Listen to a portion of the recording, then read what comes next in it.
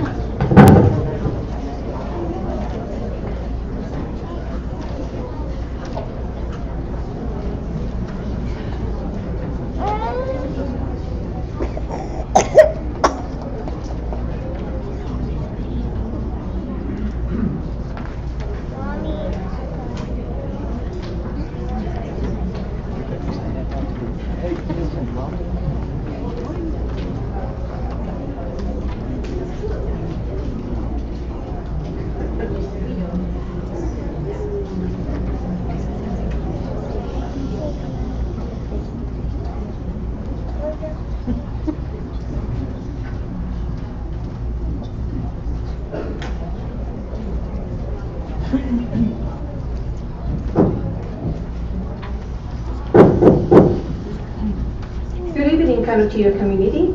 This is a regular board meeting from the Canutillo School District Board of Trustees. Today is April the 24th, 2018, and the time is now 6 o'clock. Please stand up for the Pledge of Allegiance and the Texas Pledge. If we have some kids community that would like to come with us, they are very welcome.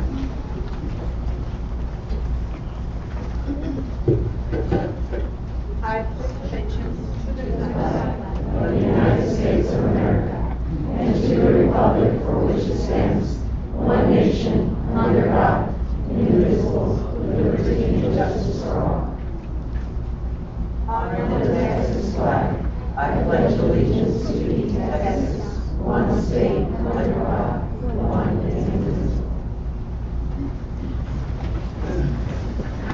Thank you. Ms. Gomez, can you please hold roll? Yes, ma'am. Ms. Brigham. Present. Ms. Fritzy. Here. Mr. Rodriguez. Present. Mrs. Searles. Here. Mrs. Trout. Here. And Mrs. Iglesias. Here. CID addition and mission. So CISD mission, Ms. Fritzy, and CISD addition, Ms. Brigham.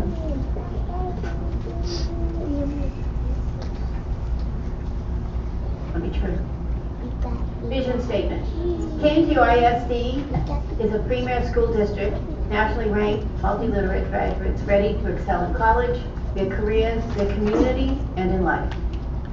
Donatello ISD's purpose is to provide a high-quality educational experiences that will inspire and prepare all students to apply the knowledge and skills necessary to become effective leaders and productive citizens. Thank you. Before we start our board meeting, can we please have a minute of silence in memory of our board member, Adrian Medina?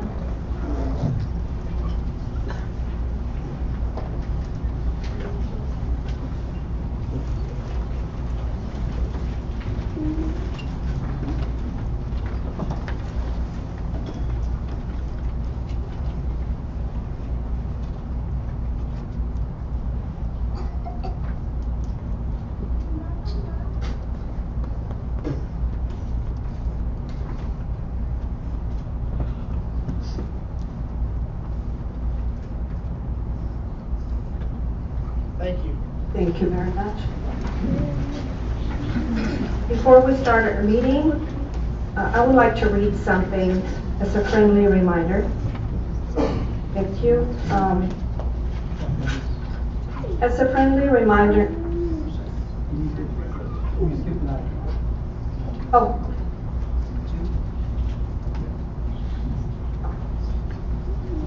Item number 2. Item number 2. Complete statement of elected officer and oath of office for elected trustee.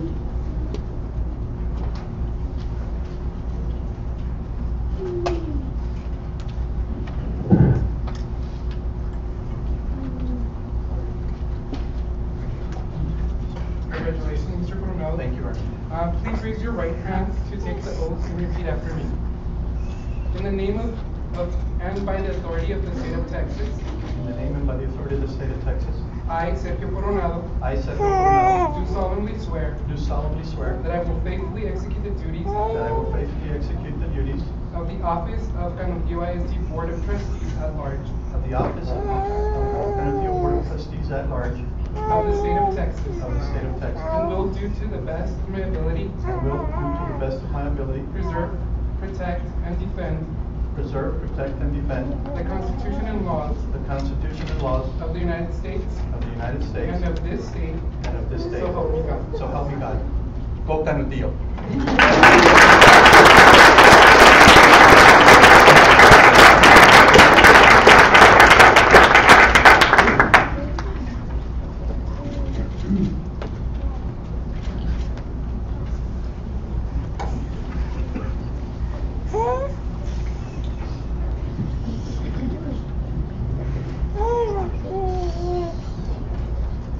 Point number 3, presentation. Item number 3, presentation. In memory of former trustee Adrian Angel Medina. Allí. Can I ask Dr. Galaviz and the board to join us in front of the dais, please?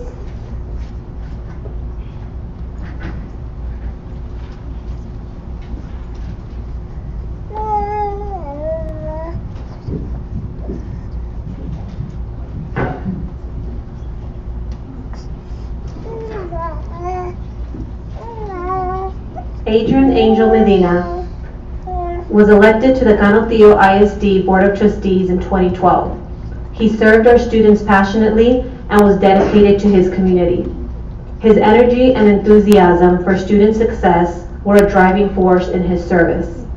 Mr. Medina was instrumental in implementing innovative district initiatives like the Canopio mobile app. Please join me in honoring and expressing our condolences to the family of Mr. Medina. Can his family please join us up front? Let's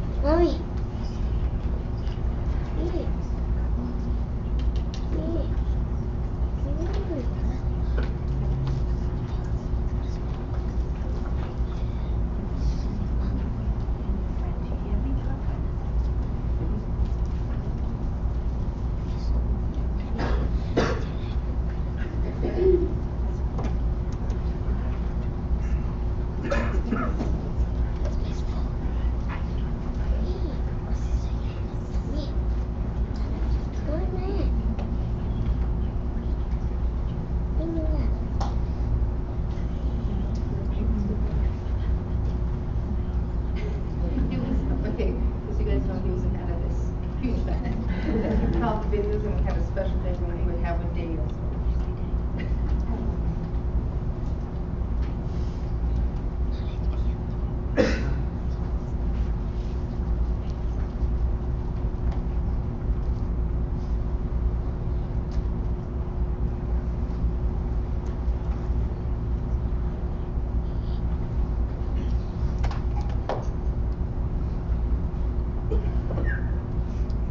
And Mr. Medina's daughter, we've given her his lifetime pass that every Board of Trustee receives.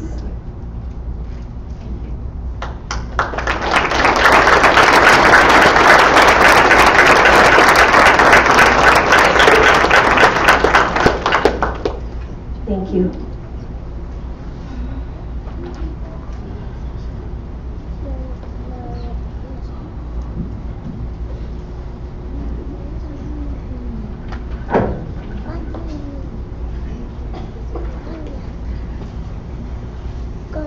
Panjang. Papi.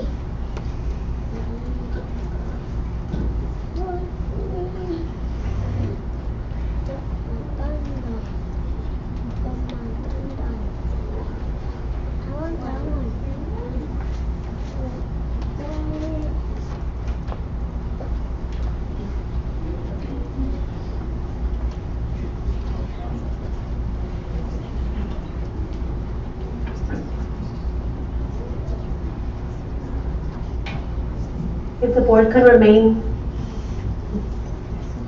Item number 4, board honors. A panda game. A panda game. Thank you. Mommy. A panda game. So, board honors. Panda game. Panda game. We're going to kick off tonight's honors by recognizing some high-performing fine arts students.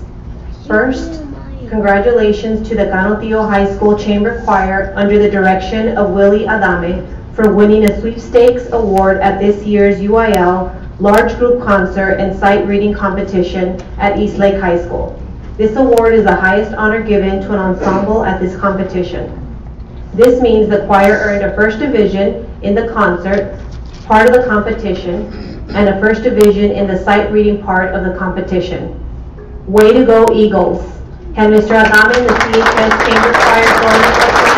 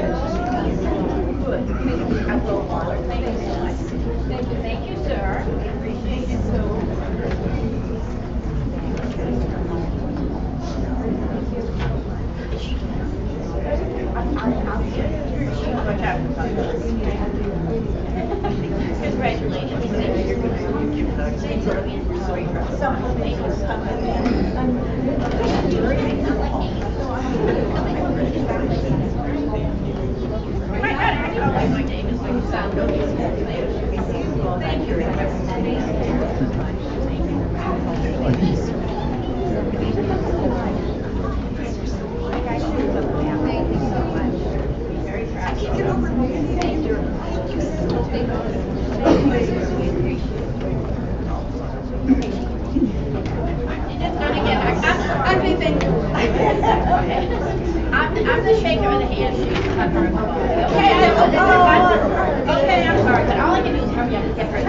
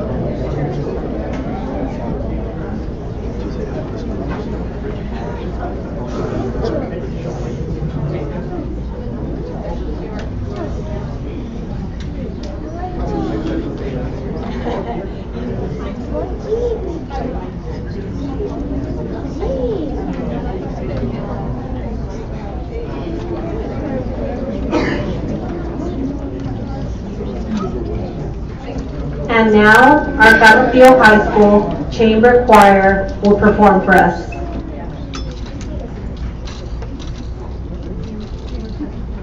Good evening.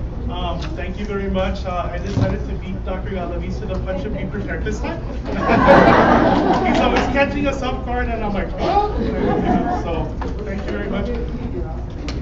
Thank you, appreciate it. I want to thank the community for all your support. I want to thank the school board members, Dr. Galaviz, administration, Dr. Mihid, for all your support. None of this would happen without your strong support and belief in the fine arts, which are essential and important for our schools. I also want to acknowledge the strong support of our administration, Mrs. Plaza, awesome principal, Mr. Neil Mavoa. They've been there all the way and just support us in any way they can. So thank you very much, school board.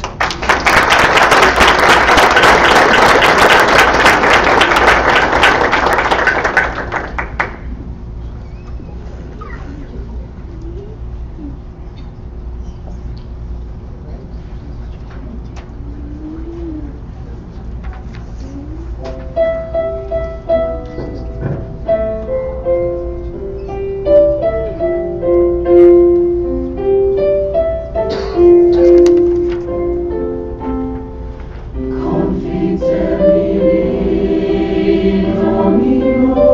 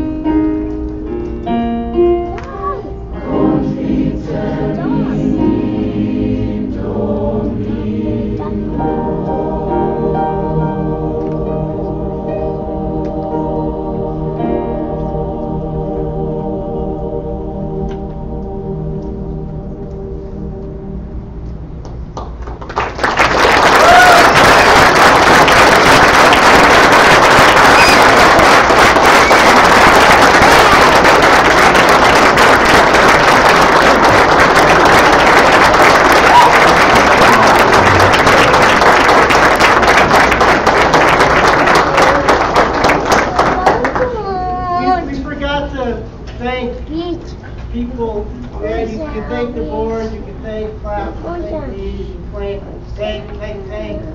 But we really need to thank your parents and your family. Because they're the ones that wake up and make sure you get to his practice, making sure that you're nice and ironed and shaved and fed. There's parents here at 5 o'clock ready to go. Ready to go and bring you here after a long, hard day of work.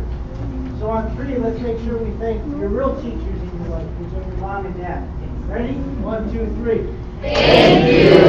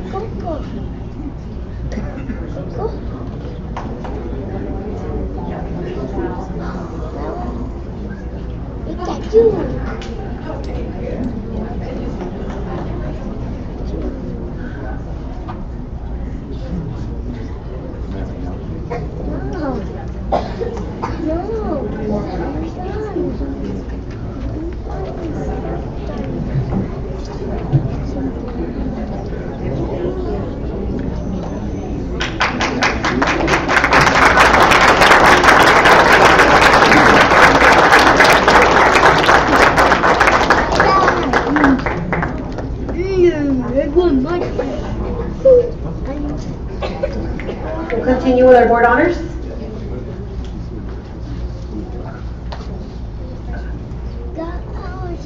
Well, it doesn't stop there. Canutillo ISD keeps making history. Both Altarete and Canutillo Middle Schools, under the direction of Ms. Alejandra Martinez, participated in the UIL choir concert and sight reading competition in East Lake High School, where their amazing performances awarded them perfect scores and brought home sweepstake trophies in the non-varsity category. This is the first time in history of Canutillo that middle school choirs received such an award. Congratulations to all students involved. Your efforts do not go unnoticed. We are very proud of you. Please come up and receive your certificate.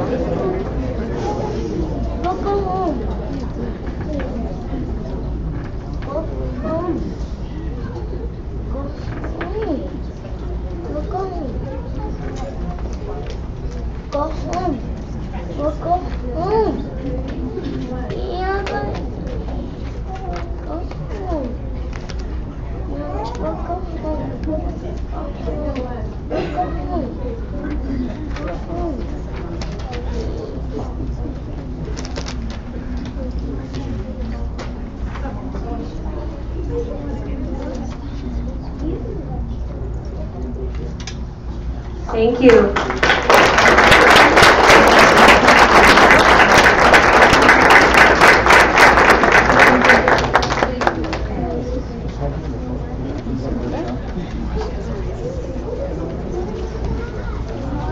Next, let's acknowledge Alexia Wetton, a student from Canutillo Middle School, placed third in the El Paso Times Regional Spelling Bee at Bel-Air High School for the second year in a row.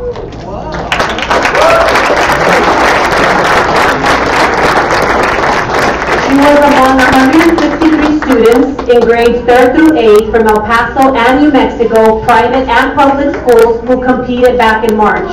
Let's congratulate her on this regionally competitive accomplishment.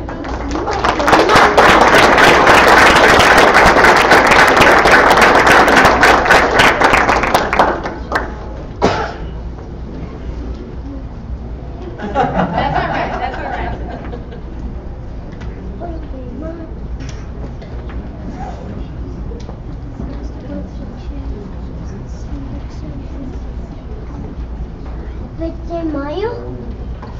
Yeah, Mom and Dad. Mayo. Go back to basic.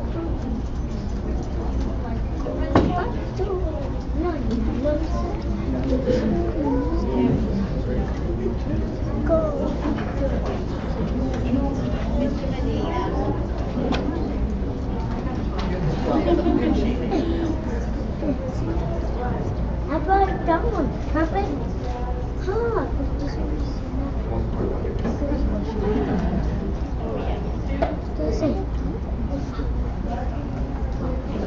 Thank you.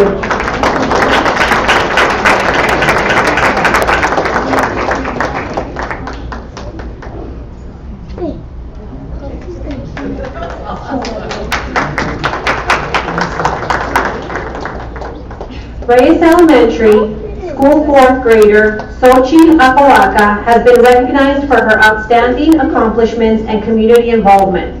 A group of female athletes from the University of Texas at El Paso visited Xochitl at school to present her with the Flo Hyman Award in celebration of National Girls and Women in Sports Day. The Flo Hyman Award annually recognizes young ladies for their contributions in athletics, academics, and leadership throughout their community.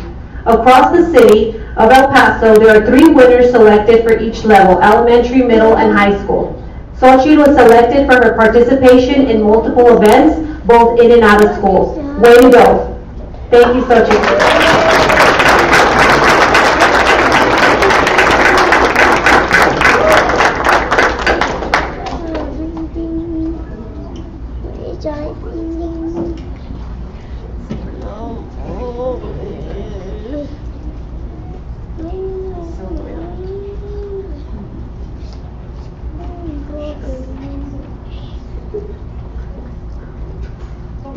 Take a picture.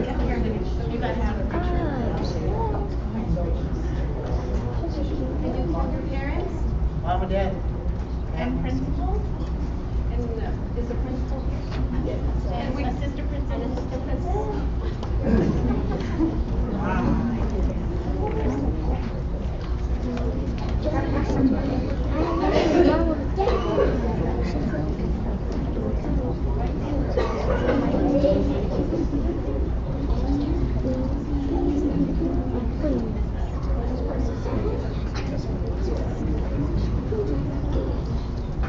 Thank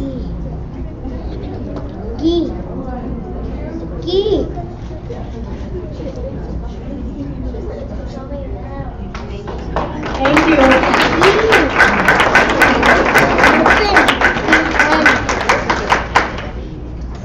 And lastly, with a passion for showing students how to set and reach goals, Assistant Principal Jessica Carrillo serves as a model for professional excellence in Canutillo ISD.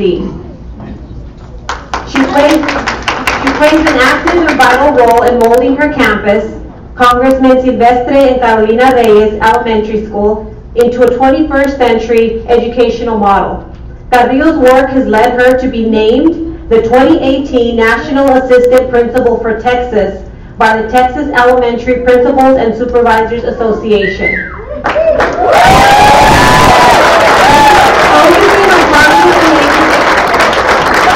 Focusing on positive behavior strategies and school safety, Carrillo was instrumental in bringing together different teams to improve campus culture, attendance, and student achievement. When she saw an opportunity to help 3rd through 5th grade girls develop a positive mindset, Carrillo not only found and implemented a healthy living curriculum, she celebrated with them when they completed their first 5K race with her. Carrillo was selected as Assistant Principal of the Year in Region 19 by TEPSA in February. She will attend the award reception in the summer conference in Austin, June 13th. Congratulations.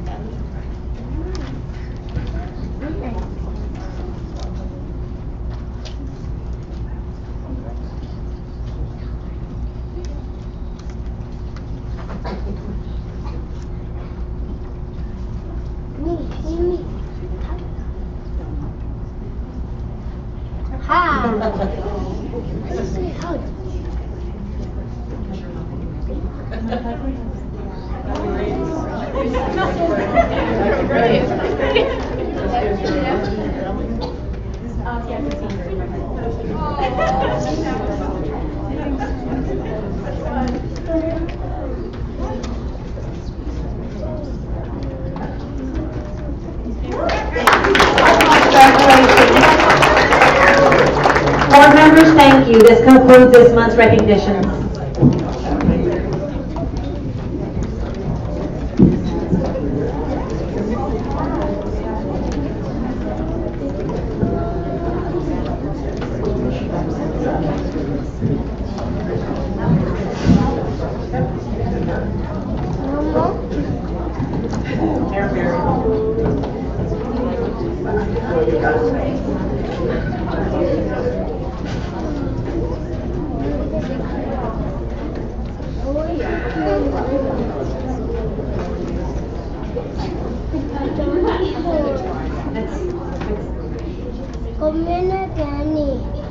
Next agenda item, please, Sonia. Yes, the next agenda item is open forum. Yes. I would like to read something. Open forum. There is an attachment in your agendas covering the Texas Constitution, CISD legal and local policies regarding disruption. Thank you very much. And as a friendly reminder for tomorrow, fellow board members, I want to thank them for your presence today and also to make an invitation that together we could perform a productive board meeting and to conduct ourselves with mutual respect in our own image for the district, for the community, and the most important, for our students. Thank you. Madam President, there are 10 speakers wishing to address the board. Any person wishing to address the board during the period reserved for public comment at a board meeting must sign up to be heard in accordance with District Policy BED Local. Number 1, each participant will be limited to 3 minutes to make comments to the board. Number 2, any group of 5 or more persons must appoint 1 person to present the group's view to the board. Number 3, the board is not permitted to discuss or act upon any issues that are not posted on the agenda for tonight's meeting. For further information, please contact the superintendent's office. Our first speaker is Ms. Ida Gardner.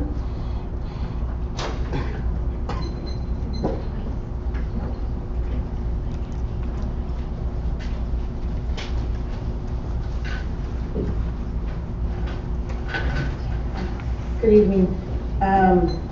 Madam President and school board members, first and foremost, I want to say thank you for having that moment of silence for former member Adrian Medina. I've known Adrian since he was a little boy when he worked at his grandfather's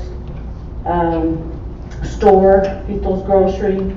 He was a good man, and the community will miss him, and he will be missed. Second of all, I'm here to thank the school board members for voting on the multi-purpose agricultural and science facility to be built on the 4-acre lot at Canutillo Middle School.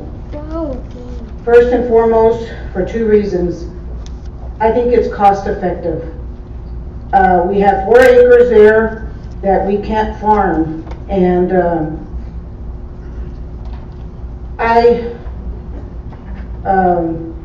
many that knew Charles Gardner. He was a truant officer for many years and retired as a truant officer for Canutillo Independent School District. And my late husband and I, we used to farm and go and bale hay for the FFA. He was the biggest advocator for this program. And he would also put benefit roping on for the FFA. And it's always been the Canutillo Middle School or previous Canutillo High School. The FFA has always been associated with that campus.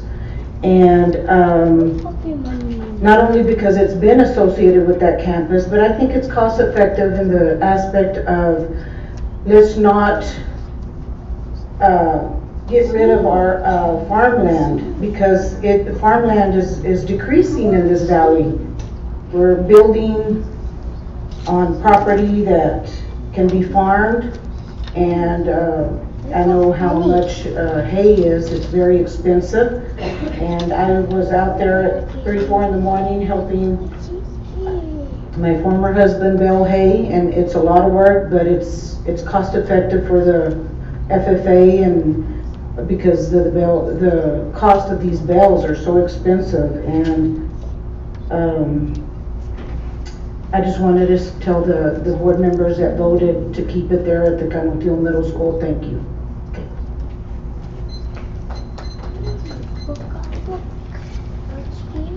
Amanda Ho.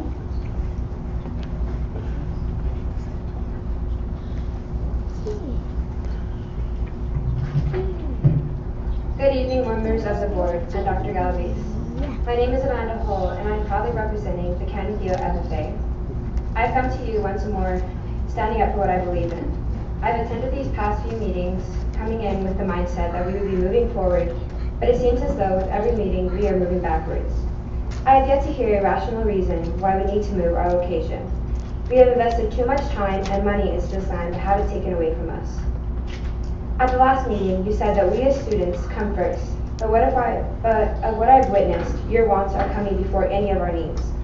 It also seems to be that your voice is the only one being heard. So I ask you this, please, open your ears to the community, as well as my fellow members, to what they have to say. Because I think we are all a little confused as though why everything we work so hard for is suddenly being disregarded. So I ask you that to reconsider your choice of having it built at Canutillo, and please to have it built at Garcia. Thank you. As a member to the Board of Trustees, is not permitted to discuss or act upon issues and community input. Carol Villarreal.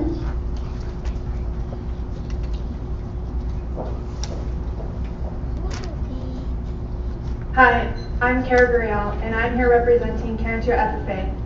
I would respectfully like to say that all of you represent the students and community, and all of you represent the student community of Canutillo. So I ask, how are you supporting the students by relocating our agricultural facility? How does your most recent decision help us, or is it helping you? Are you supposed to assist students in reaching their highest potential? I just ask that each of you rethink this decision and do what's best for the students and community. Thank you.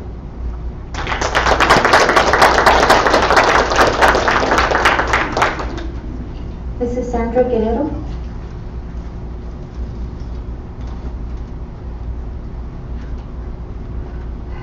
Good evening, board members and Dr. Galaviz. My name is Sandra Guerrero, and I'm here once again to plead with you and to talk to you guys about the ag facility.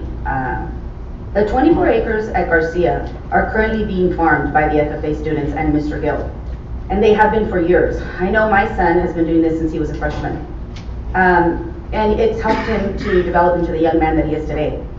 The FFA students and Mr. Gill, and even my middle schooler in the summer, they maintain these acres all year long. They fertilize them, they spray for weeds, they plant the alfalfa, they irrigate it, they use their implements to bale the hay, which then they bale it, they load it on tractors, they move it, they sell the hay, and the money goes back into the program. Ladies and gentlemen, this is sustainability. This would allow the students to maintain and feed their own animals. Sustainability again. I want to talk to you guys about one program, the Junior Commercial Feed and Management Competition, which consists of a student buying and raising 3 steers to take to competition at the Houston Livestock Show and Rodeo. For 8 months they do this. My son has done this for his 4 years of high school. Her son, Max Kopenbarger, did it 3 years. So that is between 2 students, 6 steers, 6 1,200-pound animals that Mr. Gill allowed them to keep at his house because of the space that it requires. And I want, for the record, I would like to ask the board if they know and if they can tell us how many animals, large or small, the 4 acres will be able to sustain, and if there is room to grow on these 4 acres. On a personal note, I want to add, and this speaks to the vision statement and the mission statement that Ms. Fritzie and Ms. Brigham read to us. My son, who has been in this district, in this great district since pre-K, he will be attending Texas Tech this fall. He will be going with the help of a presidential scholarship that he has earned because of his hard work, because of this program, because of this great district, and because of Mr. Gill. He plans to pursue a degree in animal science to become a large animal vet. He's also one of 27 students that is representing Canutillo FFA for a national FFA scholarship. And this is because of this program. I am here tonight as a parent and as an advocate for my son and for future FFA students. And I plead with you, and I ask Mr. Coronado, you're the newest member of this board, so I ask that you please bring this back. And I ask all the members to please consider, 4 acres will not allow this program to grow. It will limit the potential success of our students. A facility of this magnitude, a facility that costs this much money, needs to foster growth. It needs to grow, has to have room to grow. Please consider your last decision. And I agree with President Trout. This is a pipeline for all students at the district. That's not the issue. The issue is location.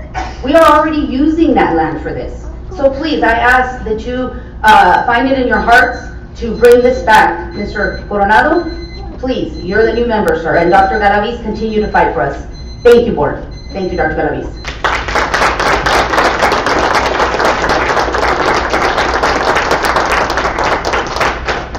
Cristian Rodriguez is our next speaker.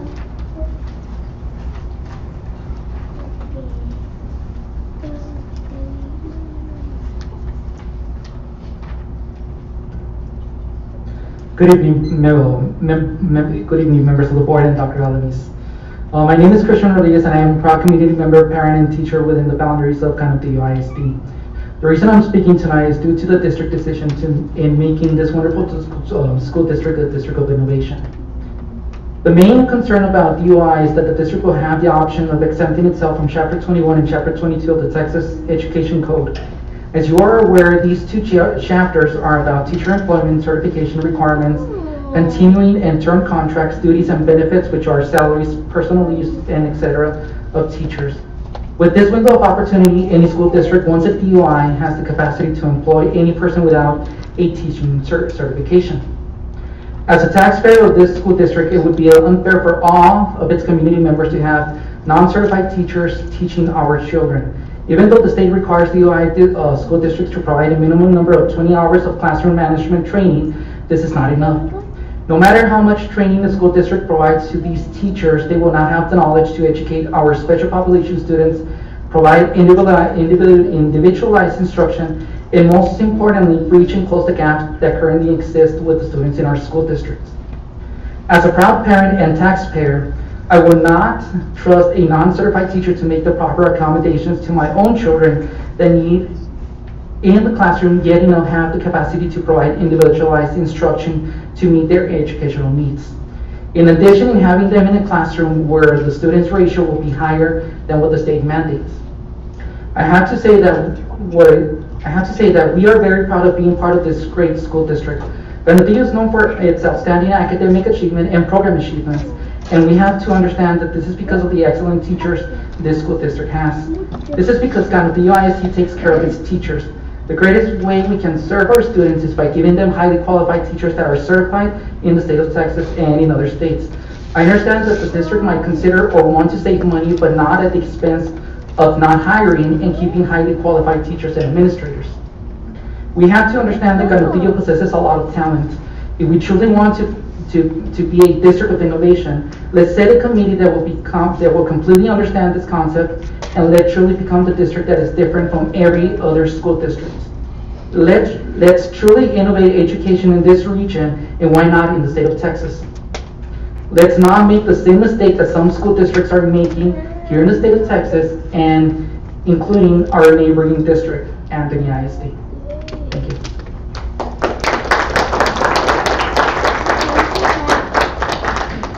Rocio Rodriguez. Hey.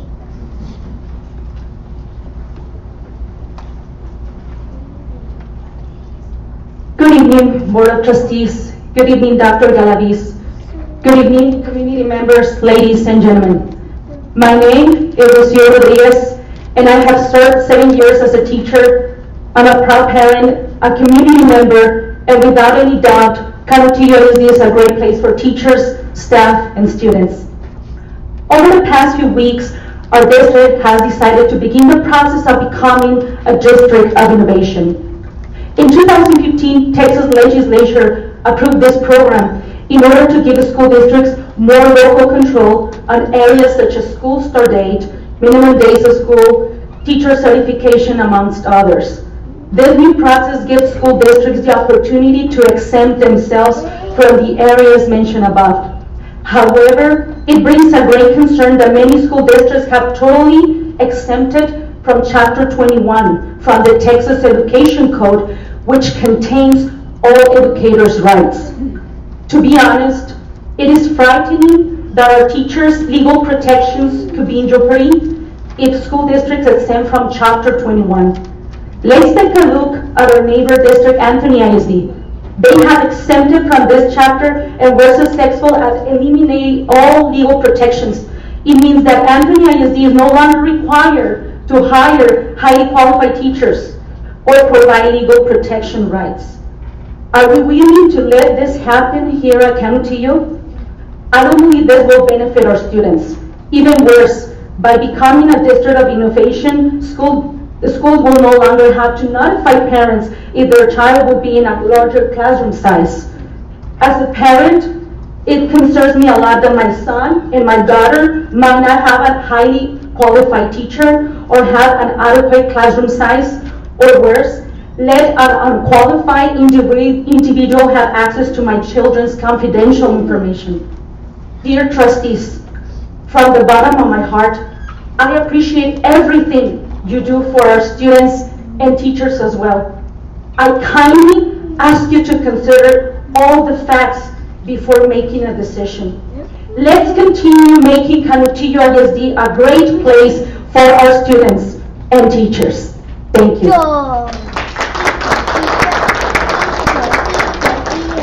Our next speaker is Alberto Garcia.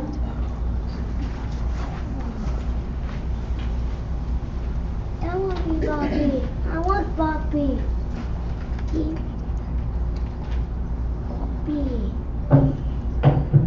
Good evening, board members. Good evening, community. Okay. My concern is the redistricting for the schools. I recently learned that my son is going to be going to a school that is farther away. It doesn't make sense why. It appears that the board already made a decision. I'm not sure what factors were considering in making this decision. Listening to other speakers, it appears there's a few more negatives than positives. It seems like most of the positives are coming from individual effort, not so much as what the board has decided on. But just to give you some highlights, I mean, I understand that I can apply to keep my child in the same school, but then again, I'm not given any rights to transportation. It's up to me. And even that, if I apply and request to keep him in the same school, it's no guarantee. So I'm pretty much gonna have to send my child to the school that the board decided that he's gonna go to. I don't know what the quality of teachers are in this new school. I would like to know if the board can make some decisions where the same opportunities are offered in all the schools, not just the ones that seem to be more affluent. And I'd really like to know what was considered when making the decision to redistrict the boundaries, because it seems like they carved out a small section. When last year I participated in meetings where the discussion was what to do with the Bill Childress, and all of a sudden this decision comes that now we need to put students there, when part of the discussion last year was like we might close it down because we don't have enough student population. So where are these students come from? Are they part of Cantillo Independent School District? Are they being ushered by another district? I don't know. What factors were considered by the board to approve this boundary? So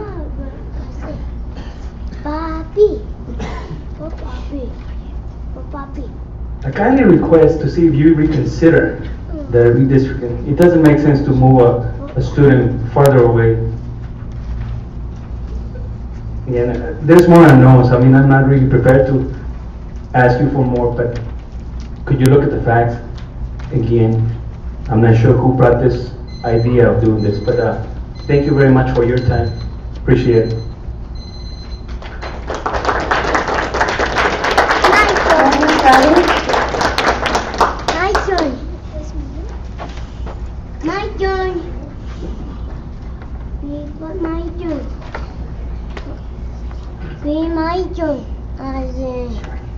Good evening. Before I start, I want to thank you, Dr. Galaviz, for your kind words recognizing us parents. Thank you. Good evening again to everybody here present. I come today first before God Almighty, fellow community members, board members, and CISD leadership to bring forth publicly the injustice we parents are facing with the new 2018-19 boundary change. Our children attending Ganutillo Elementary and Anderete Middle School have been severely impacted by this change. Our children have lost their privilege to attend a high-rating school such as CES and AMS. They lost campuses with extensive links to nonprofit and governmental organizations who supported their educational success. For example, United Way, El Paso Community College, Boys and Girls Clubs, programs like that were familiar to us, to mention a few. I think we lost extracurricular activities like father and mother son program. I don't know if they're in the other schools. We're out in a limbo. And most important, we lost a long trusting relationship with our teachers and staff that we've learned to grow with. Most importantly, their academic curriculum, their stability, and their independence, they're growing and feeling independent in their school currently, have been jeopardized. Ladies and gentlemen, we are furious for the manner it went to effect. Up to date, a lot of parents are unaware of such change and have not been notified. CISD leadership abstained accurate information in regards to this matter. For example, we received whatever minor undetailed boundary maps, no supporting data such as physical addresses. Social media is a legal way to reach out to a community in a rural, low-income region with limited English proficiency. We were denied the right to exercise our vote. We feel ISD is not being transparent and open to refraining from informing us community of very important changes such this that impact our children. I question, were our civil rights discriminated and violated by giving priority to higher economical regions such as Reyes enrollees or non-tax paying students from other districts? Why were Bill Childress in Deanna Davenport not considered? They have low ratios, student count. Now, both campuses, those two are assets for future developments. Developing will be occurring. As for CES and AMS, students are established, deep-rooted, and landlocked. Transfers come with restrictions and limitations and not permanent. With transfers, our students are lacking their transportation as well. So as a woman of faith, I ask God Almighty His will be done. May He bless the righteous, and I pray for Canutillo Independent School District. And thank you for all you do. Thank you.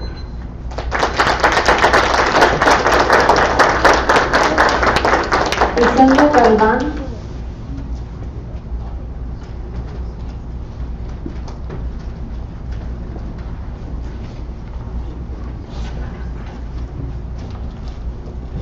Good afternoon, honorable board members. My name is Yesenia Galvan. I'm the parent of two students currently attending Canutillo Elementary for the past 4 years.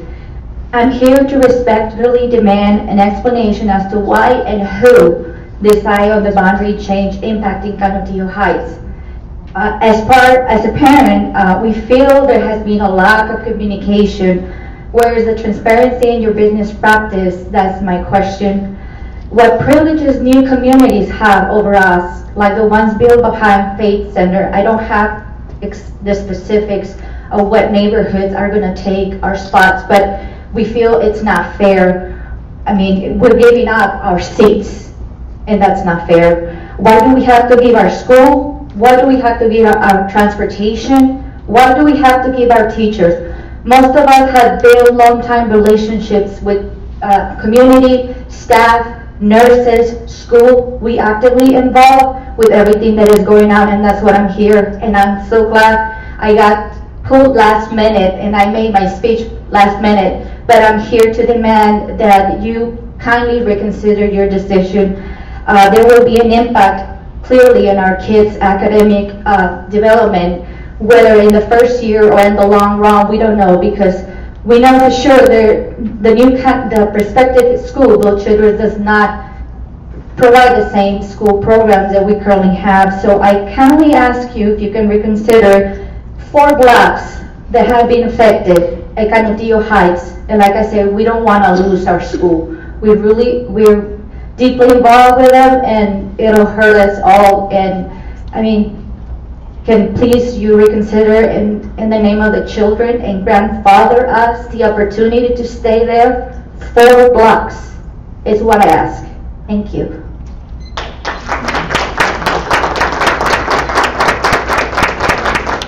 Teddy Martinez.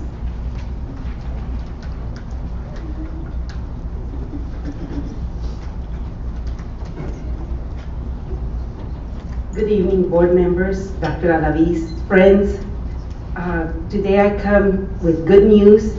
My name is Teddy Martinez, and Monday we went to congratulate one of the students at Davenport who entered a contest with the ALTS National Foundation, which is I am a member of, and her poster won state, and now it's in the running for national. And we won't find out if she's one of our winners at the national level until July, when we have our conference in San Antonio. So I hope that next time that I will come with her and her family to introduce her to you, and as a member, with her poster on drug awareness. So thank you very much, and good news. Thank you.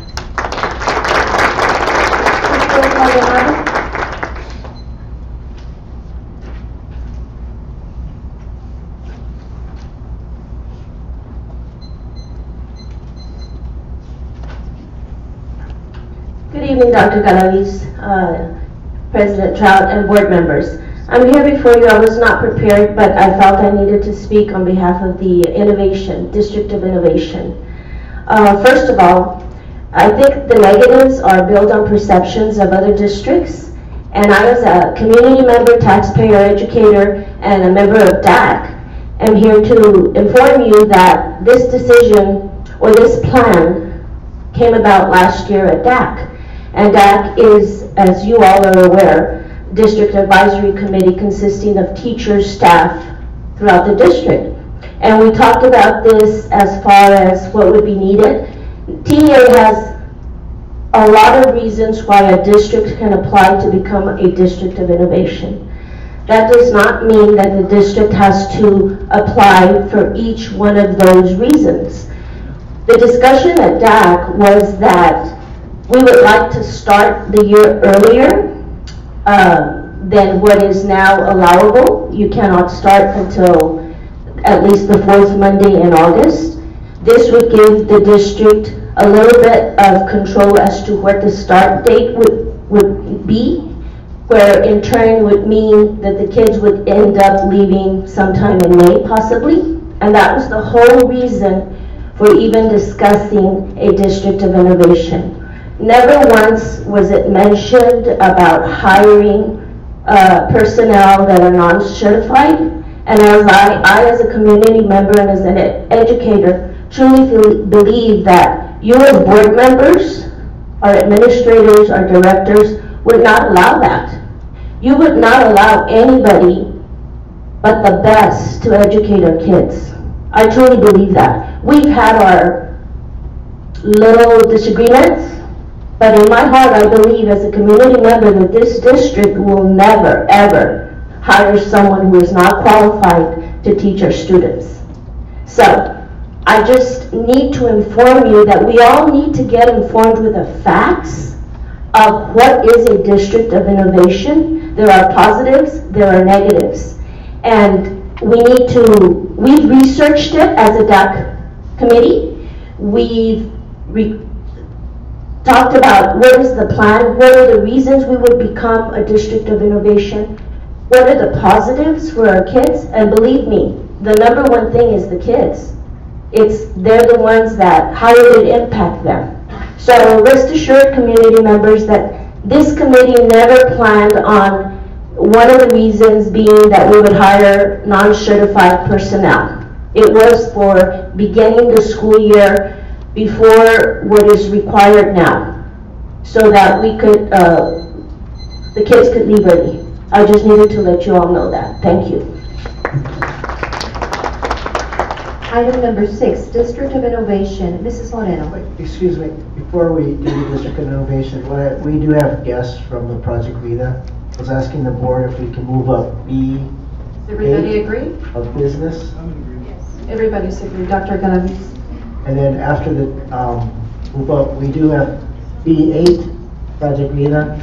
And then we do have principals that have to open up their schools tomorrow morning. Ms. Speaker and Ms. Claps, I don't know if we could do their Dr. Galaviz and Madam President, I apologize. It was just brought to my attention that I skipped over one of our open forum as two students, I believe. I'm sorry, my mistake. Please come up to the microphone.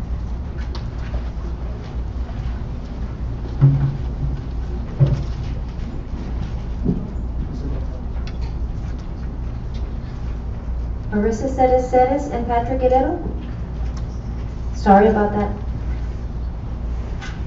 Good evening, Dr. Galaviz and board members. My name is Marisa Ceres, and I'm the Vice President of the Canantillo FFA chapter. My name is Patrick Guerrero. I'm a senior at Canantillo High School, and I'm the President of the Canantillo FFA chapter. And the papers that I just handed to you is a little comparison side by side of the 4-acre location at CMS and the 24-acre location at Garcia. And we just want you to look at that. We really want you to look at that and realize how much more beneficial this facility would be for us on the 24-acre plot. I'm going to talk a little bit about cost effectiveness. If you want to place this facility at Canantillo Middle School, first of all, you're going to be separating all of our implements, our tractors and everything away from where we do the majority of our farming, which is a 24-acre plot. Now, that 4-acre plot you want us to farm, well, first of all, our building has to go on top of that 4 acres. So we aren't going to be farming exactly 4 acres. And I can tell you right now that the amount of whatever we're going to harvest off the land that's left over after building that facility isn't going to be enough to cover the fuel costs and the seed costs. It's going to cost to run that tractor on less than 4 acres. It's not going to be cost effective in that way. Also, if you're going to separate our tractor and our implements from the main headquarters, which is that 24-acre plot, we're now going to have to road that tractor from that 24 acres to CMS every time we want to use it, and we're wasting fuel, and we're a self-sufficient club. We pay our own tab on our gas, and tell me we're penny pinchers. I can't say that right now, sorry. But we want to save gas and we want to make as much money.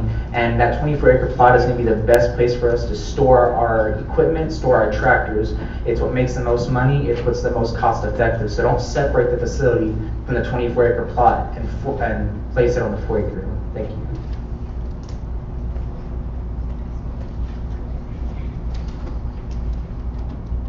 Board, you can plainly see how far you're setting us back at our 4-acre plot. You can also see how much more beneficial the agricultural facility will be at the 24-acre plot, not only to current students involved, but also future students that will be involved in our FFA and agricultural program. These pictures clearly depict how easy it is to maneuver a tractor, plant our fields, harvest our fields, and put our students in the best possible position to learn the most that they can. When the barn was approved for the location at Garcia, it felt as if we had just taken a huge leap towards improving our agricultural education. But now with the locations changing, it seems as if this huge leap was taken back, and as if we are regressing from a better tomorrow. Thank you.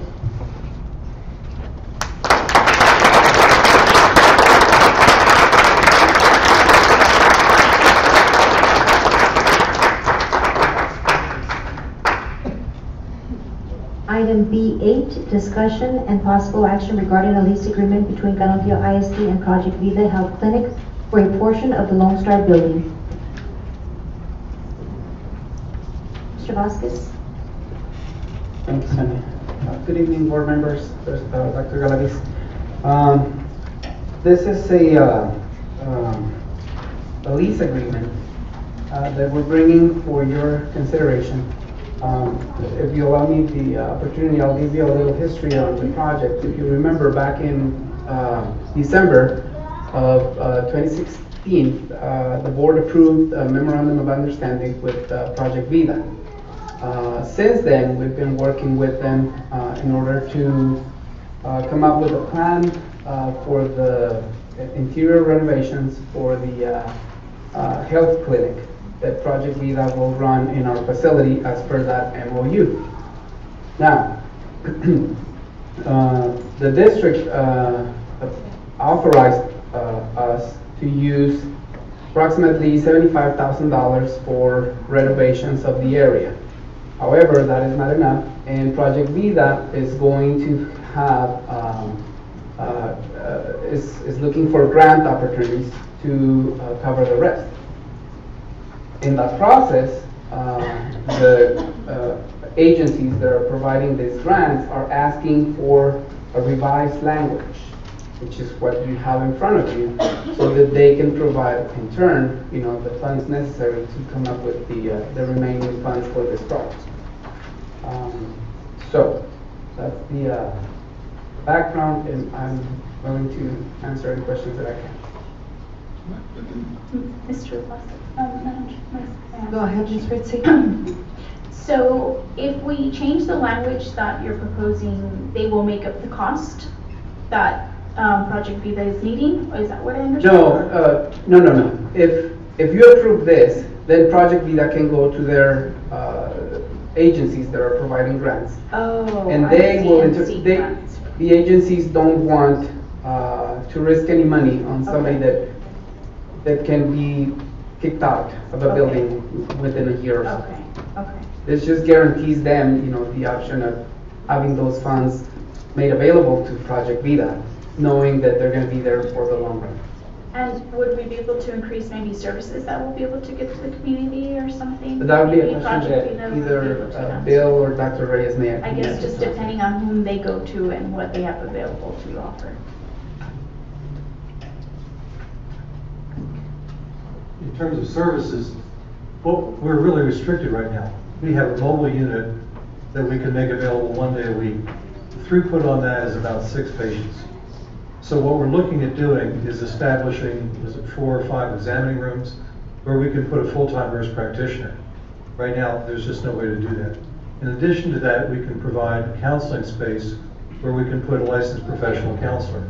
In addition to that, we're going to have a small pharmacy on board and lab facilities. So right now, we're sucking soda through a straw, and it's just too small to do what we want to do there already. The grant that we're looking at, the primary grant, is from Health Resources and Services Administration. They're the ones who fund us as an FQHC. It's designed for capital improvement for school-based health centers. Their requirement is a minimum 5-year lease. The other one that we'd want to go to is the Navy Foundation. They're looking for a 30-year commitment, which is close to what we'll get by the multiplier in the lease. And we're going to go back to Navy and see if they can do it. The HRSA grant is $100,000. Navy would be about $50,000.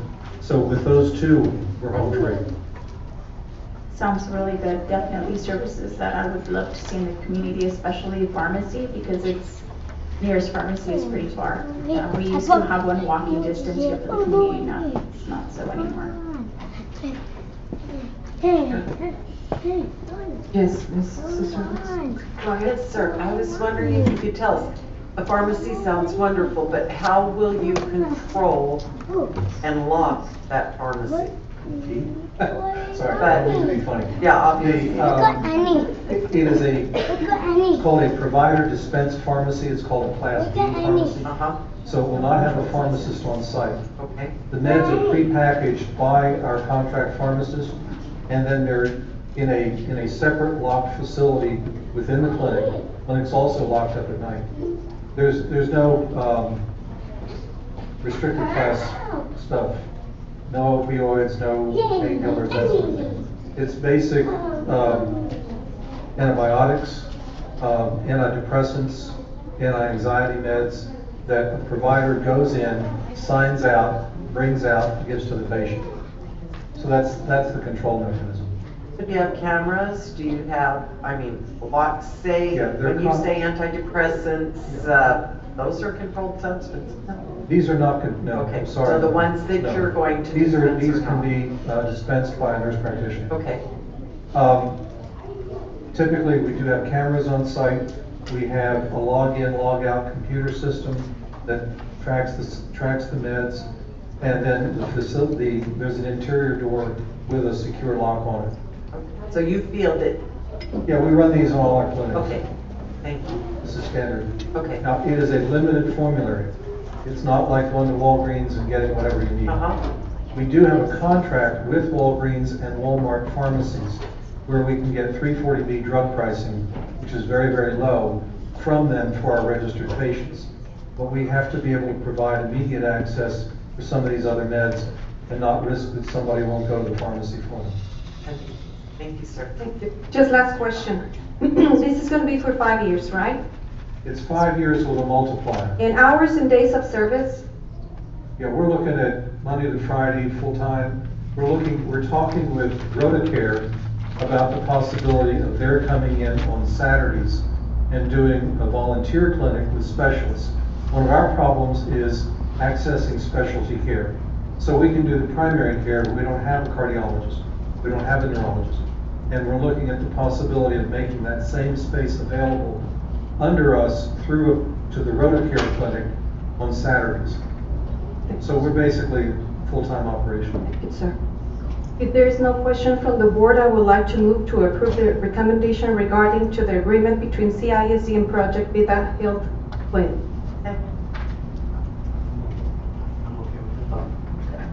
The only thing, I don't know if you had questions, and then I was going to, the question I do have in regards to the site plan, I just want that better explained. I was trying to look at it on my iPad, which is... So, this is the main entrance to the old Lone Star building. The project that the clinic will develop is in an area that was currently being used as warehouse and storage for CES. We've allowed some of the existing classrooms to be the end of that same wing to be used for storage, thus leaving this area for this. Now, Project Bravo is currently located in this area.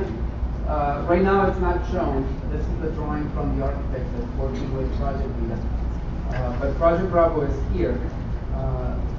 So the services will be continued, and there will be a door that will allow access into the clinic through here. And then at the end of this corridor, next to the entrance restroom, you would also have another door that will separate it from the rest of the door. So as you walk in, you would have a receptionist and a waiting area. And the clinic proper will be, like I said, in the area that's currently being used as, it was being used as storage. It will have a triage room, and then 4 exam rooms with a closet, and then the area for the medicines, a restroom, and a janitor's closet. It's small, but it's very efficient, and this has been, like I said at the beginning, being developed with the cooperation of Project Vida, their architect, Dr. Reyes, and myself. Thank you. The counseling is on the bottom. Oh yes, I'm sorry. So is it 5th Street?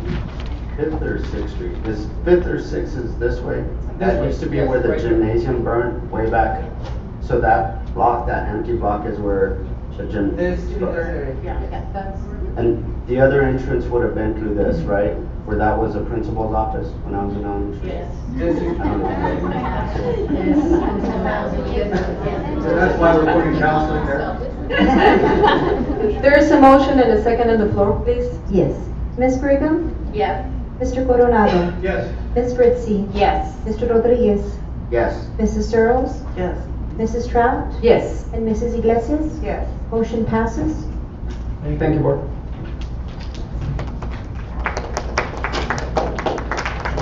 Board, I'd like to have the 2 high schools meet, 1A and B, since they do have kids coming tomorrow night.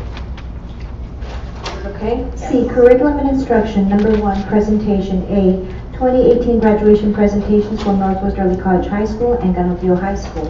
Number 1, Northwest Early College High School. The speaker.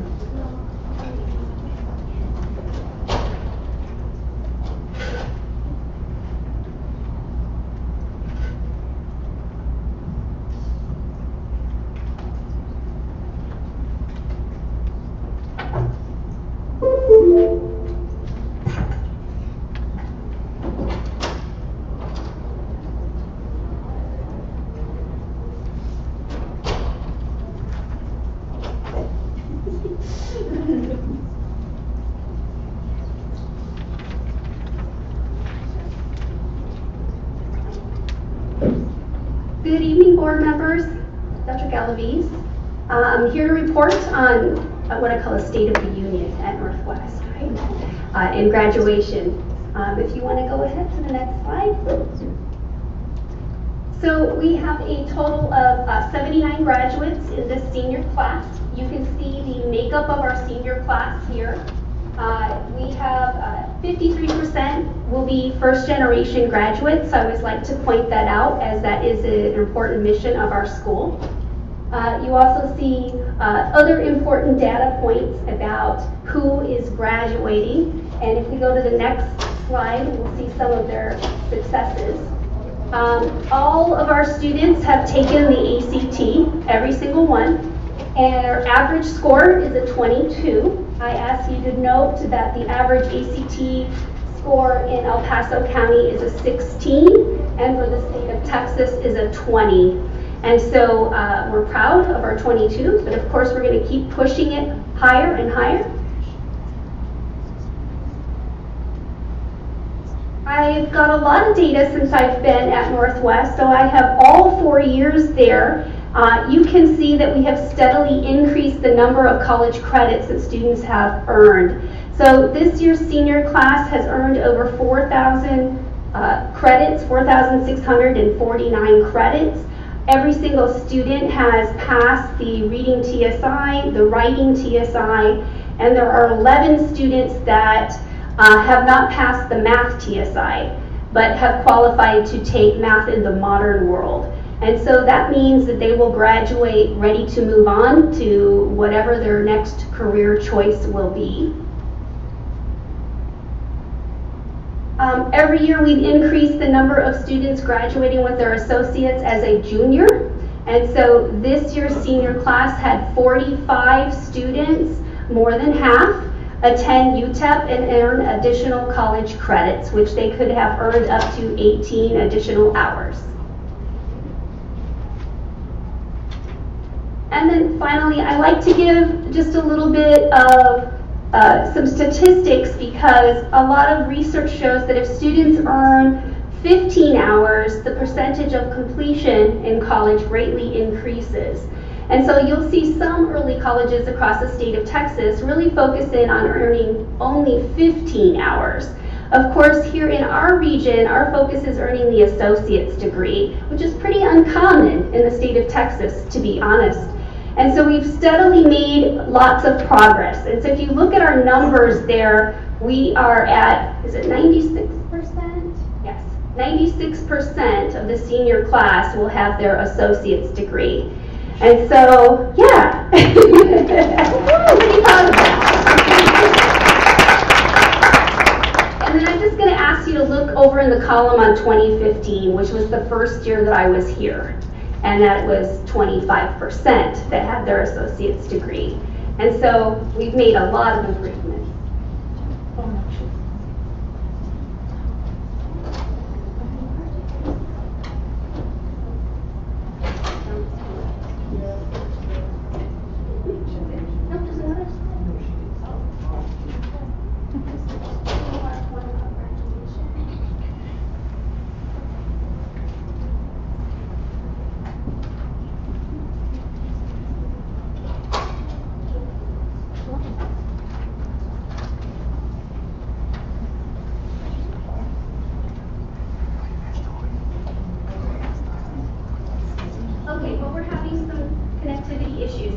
The last two slides were really about graduation and reminding you of the date. Oh, I skipped a slide. Did you get it up? Okay. Thank you. Thank you, Dr. G. Okay, so there is a slide that you have that is about our scholarship monies collected. And as you know, students bring in their information and we input it into teams and we track it.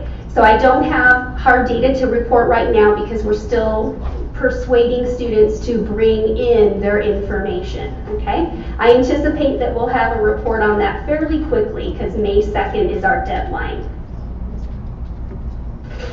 And then graduation is May 25th. It's a Friday. It's at 6 p.m. It is again at McGoffin. We are opening the doors for the audience at 5. We are asking all of you to please attend and arrive around 4. You'll receive some more information in regards to parking. And then I wanted to also remind you of a couple of other upcoming events. We have 2 graduation dinners planned for May 8th and May 10th. I believe you have those invitations. Yes? All right. We have gotten to be such a large group that we can't have just one dinner anymore. We have to have it over 2 nights. So you are more than welcome to come and have 2 meals with us. Or I understand sometimes life prohibits that much. And then one other event is, I'm not sure if you know that this is the 10-year anniversary of Northwest Early College High School. And so, yes, exciting. So we've been asking our students what they wanted to do to celebrate our anniversary. And so they have chosen a very student-friendly, student-focused activity. And they want to have a field day on May 16th from 1 to 4, which you will also receive some invitations for. And so it's a very student-focused event. It's in the hands of students to design and organize this activity. And so we hope that you will come by and just celebrate our 10 years of progress and hard work that we've experienced. And then before I close, I just want to also mention, I'm very, very proud of one of our students who is working with the PIO office, who is here. And I don't know if you know Laisha. Back there. I'm embarrassed her a little bit, but I'm really excited that one of our students gets an opportunity to try out a field that they're interested in, and hopefully maybe change her major. And so it's neat to see her here working. So that's all, unless you have questions for me.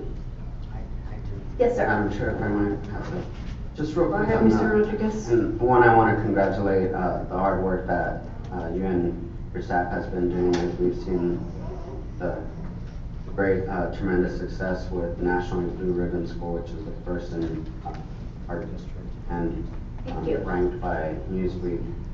One of the things looking at, I take great pride in this campus of our initiative I've worked on, but the question here in the class of 2018, the 79, is that the total amount of students throughout that cohort, or what was the actual beginning cohort? The beginning cohort had 97 students. So there is a slide there where, and I think Stephanie was able to bring it up, that I skipped because of the technical difficulties. So we started with 97 students in the program as freshmen, and you can see that 7 were out of district transfers that returned home. 5 moved out of state, 1 went to Mexico, and 5 returned to CHS. So the 79 are the students that will graduate this year. Is there any way of tracking once they graduated? Are we tracking them to see what is that looking like? To see what they do? Yeah, yes. Well, what they do and how they're actually closing the achievement gap, because we know the 15 college credit hours are more than likely going to make sure that they succeed. That's why we're hoping to infuse this model at the high school, and we're seeing that tremendous success. There is a way to track them. It's the National Student Clearinghouse. And so if the data is imported into the National Student Clearinghouse, we can pull the information to see what they're doing now. We did some experimenting with that for Blue Ribbon, because I had to report on what graduates from 2 years ago were doing. Were they employed? Were they in the military? Did they finish their degree? Were they currently enrolled? We have some little things we need to work out with the data sharing, but there is a system by which we could track it for all Canutillo students. That's all right. And I just love the way that we're able to see, especially because some of the concern was how many of them earn 60, but maybe we could see like how many, I mean, we don't even really have to look at that in regards to, we're having 96%. Because like you say, some of the other early colleges, high schools that we visited, the early on concern was, you know, not all of them are getting an associate. We're actually aiming towards that goal, which is great. Yeah. They're within those 4% that aren't, we're actually, yes. Yeah, and so I want to remind you too that we're accepting students who we are not looking at their grades, we are not looking at their attendance. So sometimes when we get a student in 9th grade, to pass the reading TSI is quite an endeavor. They may be 20, 30 points below the score they need to be eligible to take a college class, which may take a year or a year and a half of remediation. So some students that are in that group that haven't earned the 60 credits have earned less credits because they started taking college classes a little bit later than the rest of the cohort. But these are students that may not have considered even going to college. And so the fact that there's a young man in that group who didn't pass his TSI until the summer of his sophomore year, and he has 30 credits. And so in my mind, he's a success because he's ready. He's going to go on. Just Mr. Coronel, go ahead. I want to commend you on the work you've done. That's exactly what this board vision was when we first started this school. I was part of the initial process when we did that, and part of the reason that Sorry, my mic's not up. Part of the reason that we actually lost funding from the Gates Foundation, because they were initially going to provide the funding to start this, is because they decided that they wanted a larger district, larger school from which to pick the cream of the crop. We didn't want that, and I'm glad that we didn't do it that way, because, you know, thankfully the Texas Foundation stepped up, and we are able to do it right the way it should be done, because, you know, these kids, like you just mentioned about, that don't, you know, haven't exactly taken the college prep classes or aren't necessarily completely ready. We want a cross section. We want to include those people that ordinarily wouldn't be thinking about going to college. We want to do that, and I think, you know, it's great that, and I'm happy to see the progress that's happened since I've left the board and now come back, because that's exactly the vision that we had when we started this, is that we want to make sure that those kids that ordinarily wouldn't go have an opportunity to step up to do that without having the usual typical stumbling blocks that they encounter. So I'm really happy to see that the board stuck with this, and the district has. That was one of the most important things that I, when I first started on the board, wanted to get done, and I'm really happy to see how this campus has progressed. I presided over the ceremony when we first initiated the site, opened the site, and there was nothing there. Yeah. Except the strings of where we're going to do it. Yeah. Rocks. Well, you'll have to come see it now. I will. It's changed quite a bit. Thank you. I think if you look at the data, we were the 7th in the state to do it. We were the first small school district. Mm-hmm. All the other ones weren't. Yeah. Congratulations. Thank you, everyone. I love my job. I really do. It's my passion. Have a great evening.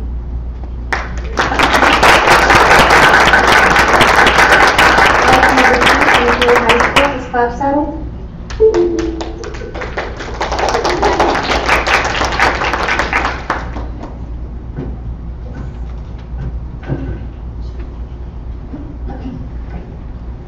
Good evening, board members, President Trout, Dr. Galavis. It is my pleasure to report to you on the status of Canutillo High School going into the last 32 days of school, and only 22 for our seniors, so we're very excited for them. We'll begin with the first slide. This cohort has 386 students. We have one 3-year grad. We have 39 in our top 10%. We have 120 that will be graduating in blue, performance acknowledgement grads, which is what has switched over from DAP. Currently, we only have 10 seniors that are missing 3 or more EOCs. So we're hoping to get one of those EOCs so we can move them over to the eligibility for the IGC, and we have 15 that are eligible for IGC at this time, but we're hoping that their scores are good, so we don't have to have them do that, so they can go to graduate. We are currently working with 40 students. Since March, we have divided them up, assigned 2 students per adult, and we have been working with them and meeting with them weekly on attendance, grades, and any other issues they have, so we're able to get them to the finish line. We do have 20 that are right now currently non-grads. A lot of these are students who have transferred in from other states and just are not going to be able to meet the credit requirements, but many of them are coming to us from Mexico, and they just don't have the types of credits that they need, and so we'll continue to work with those students. A lot of them are just half a semester short, but there's just not something that we can do in the summer. But we're going to continue to work with them. We are going to bring them back to CHS so we can get them finished and continue to support them. Currently, we have 171 students who took the ACT. Our average is 20. We still have March and April who have not reported. Okay, we have those scores, the kids that have taken it in March and April, we don't have their scores yet. So we have seen some increase in that, and we're very excited about that. Our graduation rate cannot be determined yet, but right now, based on the numbers we're looking at, we're at approximately 92%. And we'll probably end up a little bit higher than that. I'm proud and excited to announce that Our Gates Millennium Scholarship finalist is no longer a finalist, he is a recipient of the Gates Millennium Scholarship. We are very, very excited for Ricardo Vasquez. The day before, 2 days before Christmas, UT showed up at his door with a Christmas stocking with scholarship and full paid and gear and everything, and he was very excited. He was like, okay, that's where I'm going, you know, it's paid for. He got this, and now we're talking about the University of Boston. So we are very excited for him, and his possibilities right now are endless. It is a 10-year scholarship. He does receive money to pay for his education, so he can literally go all the way through and get a doctorate. So we are just so excited for him.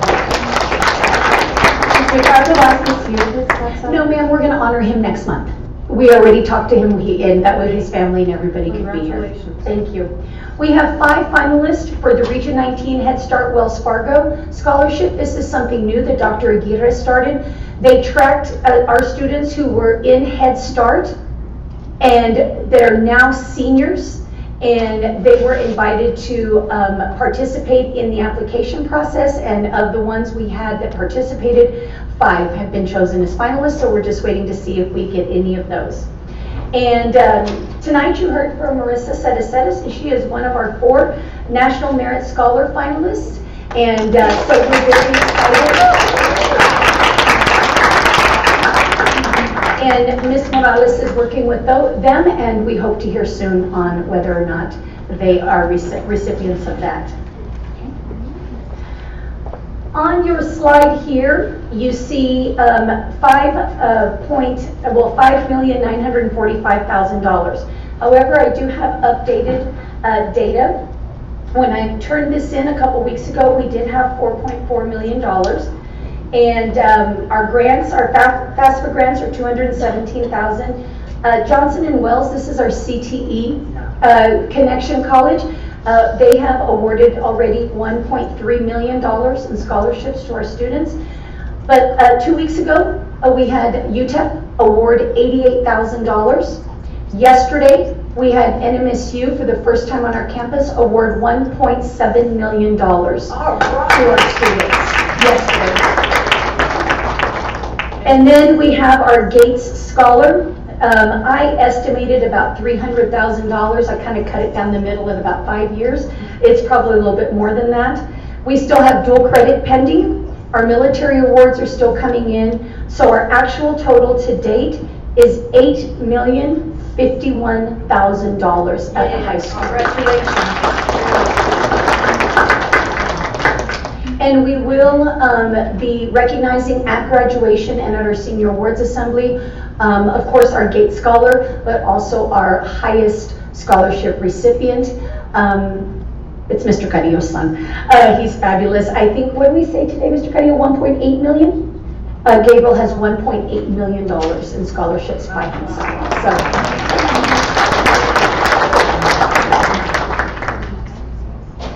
We have 350 of our eligible seniors who did apply, do their Apply Texas applicants. We have 169 who have completed their FAFSA. 330 have completed or taken the TSI, and we're still working with them to get them ready. We have approximately 100 seniors enrolled in dual credit, and we did use our 200 max seats available to us to enroll our students in ACT prep. In order to support our students, we had a FAFSA night every Wednesday with our tax prep that we had out for the community, the free tax service through Dr. Reyes' office. And we had a total of 8 FAFSA nights. In addition to that, we also had 1 FAFSA night apart from the tax nights per semester. So we had a total of 10 opportunities for our parents to come up and to assist them with their FAFSA. In April and May, we have our senior talks. This is where we meet with our at-risk seniors and their parents about graduation. We had our first senior meeting on March 21st, second period, with our students. We'll have another one next month. And our first parent meeting was March 20th. We were supposed to have another one tonight, but we've rescheduled it for Monday. So we'll have our next senior meeting on Monday. Go ahead. Graduation night is June 8th. It's at 2 p.m. this time at the Don Haskins. We will open doors for seating at 1 p.m. We will provide you with parking passes and gowns. If you need them, just let Jennifer know, or just let Sonia know, and Sonia will let Jennifer know. Project celebration will be at CHS at 10 p.m. to 3 a.m. Lord help us. And any volunteers, we're open for volunteers. And we're looking, of course, for donations, any type of giveaways, gift cards, anything that can be donated. Last year, it took us an hour and 15 minutes. We had so many giveaways, and I think every kid walked out with something. It was fabulous. For y'all, your information, we would like for y'all to arrive about 1 o'clock. We will have a hospitality room available for you, of course. Parking passes, gowns. We'll begin lineup about 1:30. We'll walk out of the tunnel. The board will go up the ramp onto the stage and remain standing until all our grads are in place. Graduation, the ceremony, we're twisting it a little bit this year. We're going to flip it. It's going to be student-led and student-run, all of it. They've already planned it. They are doing everything. The only adults that will speak other than name callers will be my short speech, Dr. Galavis's speech, and then the reading of the certification. So it's going to be a lot of fun, and I'm super excited. I watched a bunch of graduations last year just to kind of get ideas, and I thought, we got to flip it. So the kids are excited, and they'll be taking over. And they're going to do all the introductions and everything, so we're excited about that. And I think that should be my last slide. So unless y'all have any questions for me, go ahead, Ms. Braden. The TSI. Yes, ma'am. Excellent. Thank you. You know, I know how hard that is. Thank you. And I remember when it was like, oh no. So I applaud you. Thank you.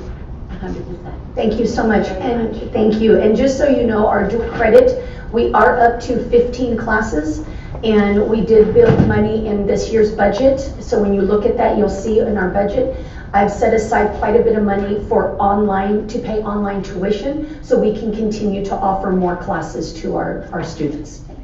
You're welcome. Yes, Mr. Rodriguez? Just real quick in regards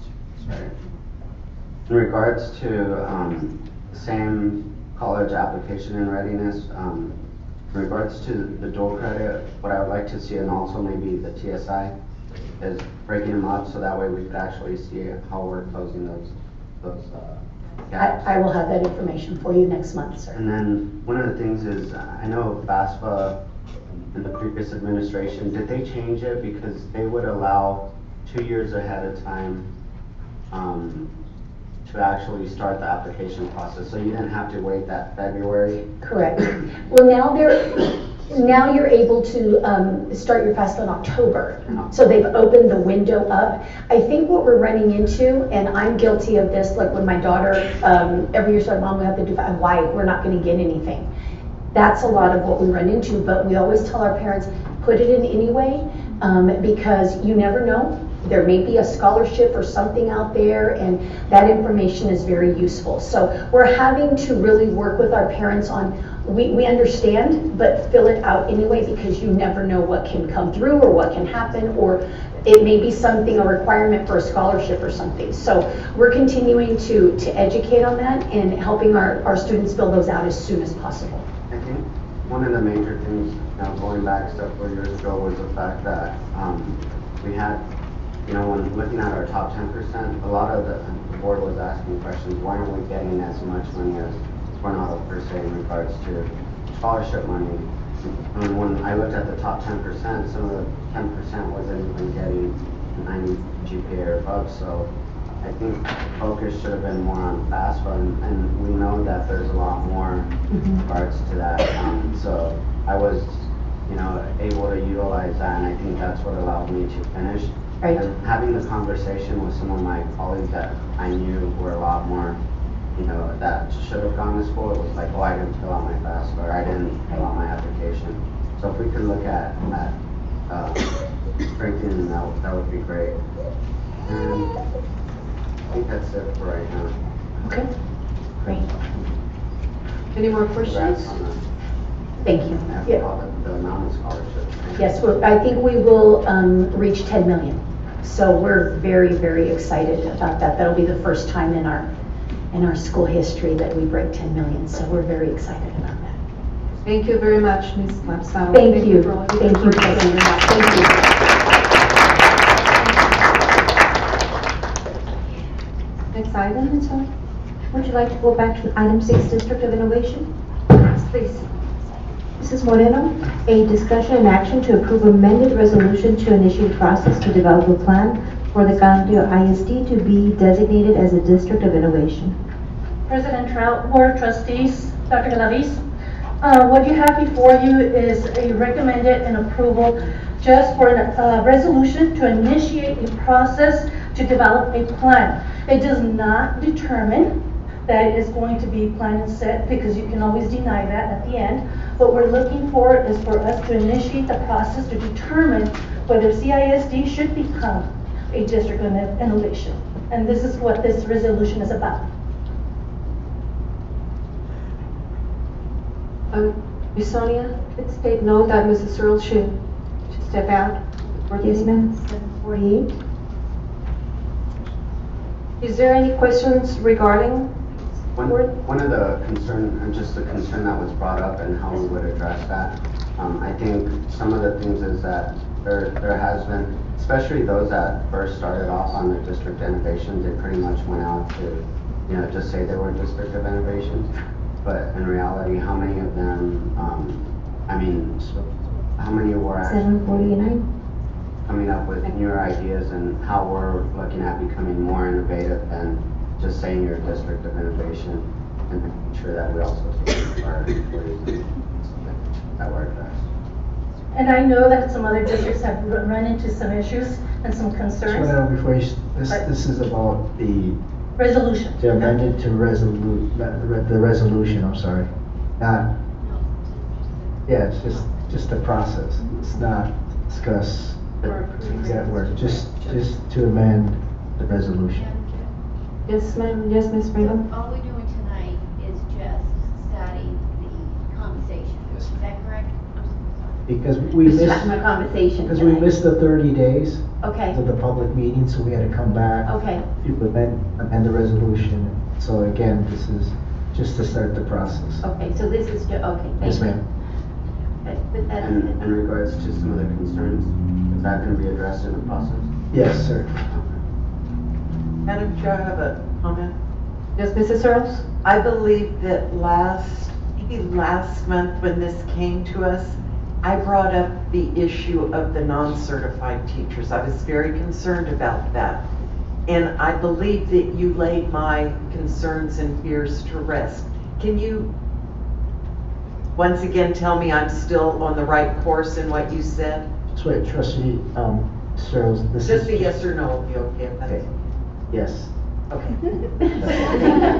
This is just to amend the resolution. I recommend that we approve, and make a motion to approve the start of the process. I'll second. There was a motion and a second. Ms. Brigham. Yes. Ms. Fritzy. Yes. Mr. Rodriguez. Yes. Mrs. Searles. I'm sorry. Yes, Mr. Coronado. Yes. Mrs. Trout.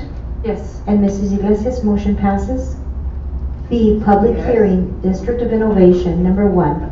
Public hearing to consider process to develop a plan for Canandaigua ISD to be designated as a District of Innovation. The public is invited for public comment.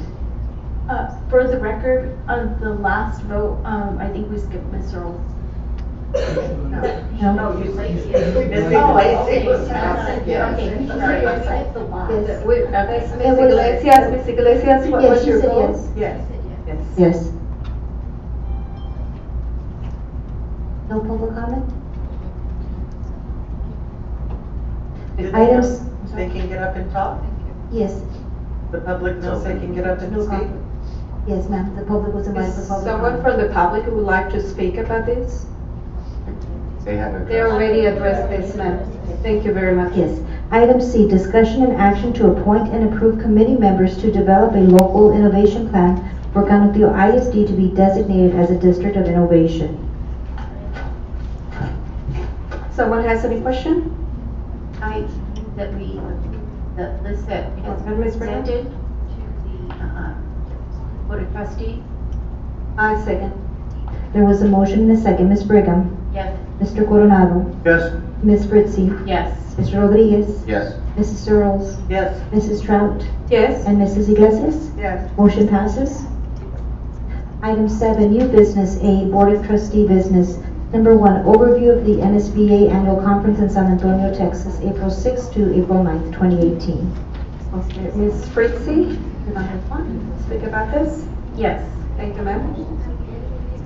I'm just going to go a quick overview of some of the conferences that I attended. I attended Board's Role, Effective Responses to Mental Health, Plan, Prepare, Be Ready, Unexpected Crisis, The Legal Landscape of 2018, New Laws, and a question and answer for boards. For the effective board and board roles, some of the things that they went over were what our role is as a board and making sure that we stay within our boundaries, and going through the chain of command, respect all roles of employees and staff. The board is to set the expectations of the what. The board should always try to have knowledge of what's going on, whether it's good or bad, making sure that we have equitable education throughout our district. They spoke to us a little bit about the Iowa Lighthouse Study. One of the things that we found was really funny is they asked us, how many board members does it take to change a light bulb? Yes, and actually that's why I took a note of it, because I thought it was really funny. It says, yes, Ms. Iglesias, give us the answer.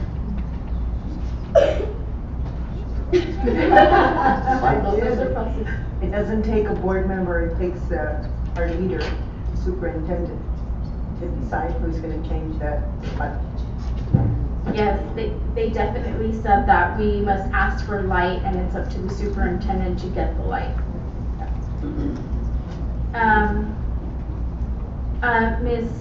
Trout is going to go over the mental health. Both of us and Ms. Iglesias did attend. Some of the things that I found that were that I was thinking about bringing up to the superintendent and asking the board, something that we might implement here is having a student mental health committee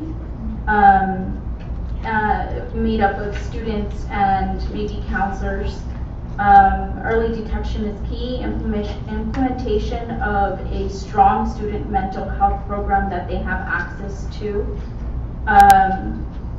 And surveys, having surveys for kids that can be given to, that counselors can use. Let's see. Oh, then another one that I went to was about foster kids, and it definitely opened my eyes of how many foster kids we may have in our district and what their needs are, and possibly having a foster care liaison in our district so that the foster care families can use this liaison. Let's see.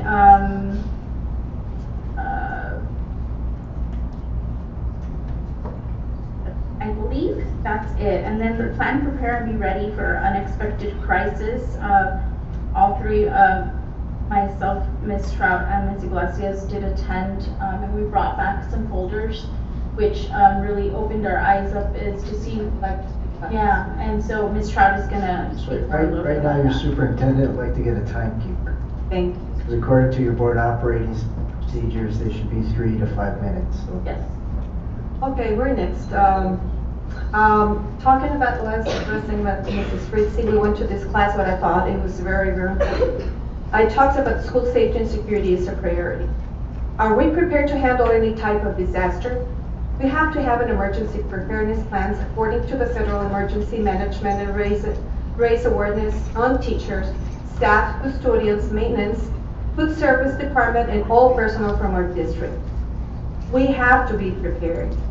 The National Incident Management considered to practice a disaster drills active shooter preparation, evacuations, earthquakes, fire, flood, hurricane, tornadoes, wind, rain, snowstorm, power failure, transportation failure, interruption of communication facilities, epidemic, civil disturbance, enemy attack or threatened act violence. Establish contact with our first responders and share a response protocol with emergency contacts. Take additional trainings, check evacuations locations contacts, get familiar with our fire department resources, police department, U.S. Department of Homeland Security, and all law enforcement departments.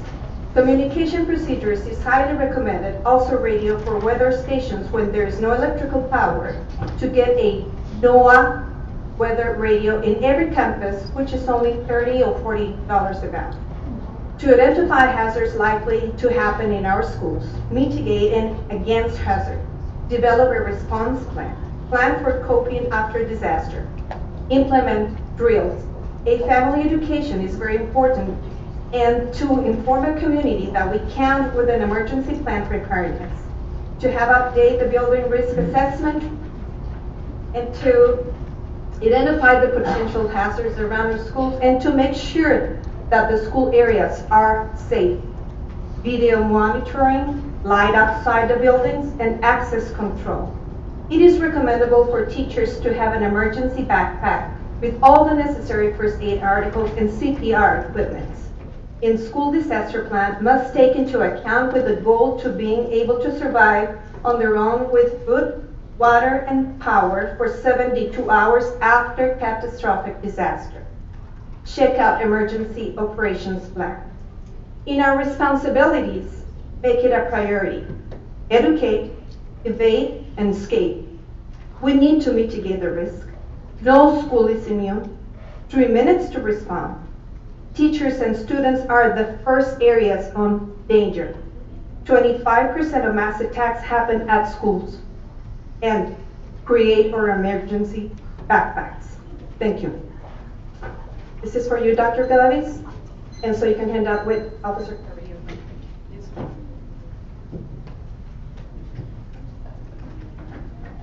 Yes, your turn, Mr. Rodriguez. Real quick, I think it was a great conference for us. We were able to get in there Friday to participate in the community service project, and I want to thank my colleagues. It was a great opportunity for us to give back, and we were able to pack 12,000 pounds of food for the San Antonio Food Bank. Let me go through. The first keynote was very interesting, I might say, which was Terry Bradshaw. Interesting discussion there. I went to Eye of the Storm, a woman in the 2018 election. The other was Meet the Winner, district investments in the arts deliver academic results. Turning critics of public schools into cheerleaders for public schools. Unpacking computational thinking of school leaders. And two of the other general sessions that I would like to talk about, even one of the luncheons that NSBA had, and I just opened this up, Sonia had just gotten this from Henry Cisneros, so I'll talk about this a little bit later, but we did play a critical role in, I personally was able to help facilitate both Julian Castro and Henry Cisneros, and he just wrote a card personally thanking, please know how much I respect your work, your commitment to public education, and your dedication to creating opportunities for today's children for touching many lives in positive ways. I look forward to following your successes in the years ahead. Thank you for your personal attention, facilitating his ability to speak to the membership. So this is from Henry Cisneros. So I think overall it was a really good conference, and I think we were able to bring some, and I talked to the superintendent on some of the more detailed issues. Sister. I had a wonderful time at the conference. On Saturday, I saw Terry Bradshaw. He was the general session speaker, and his message was, we're here to make an impression on young people's lives. And I thought that was if we'd all remember that, how very, very powerful that would be. I went then to the Culinary Institute of America for a half a day, which they go by the acronym of CIA. And they said they're allowed to do this because they were opened in 1947, and the real CIA didn't come about until 1948. So they get to keep their name, they're the CIA. There are 4 campuses, but the San Antonio campus is the one I was at. They offer an associate's degree. They offer $28 million, or they gave out $28 million in scholarships in 2016 and 17. 92% of the students there receive scholarship or financial aid. We learned there about, anybody have to eat at McDonald's? Eat the chicken wings or the little chicken nuggets?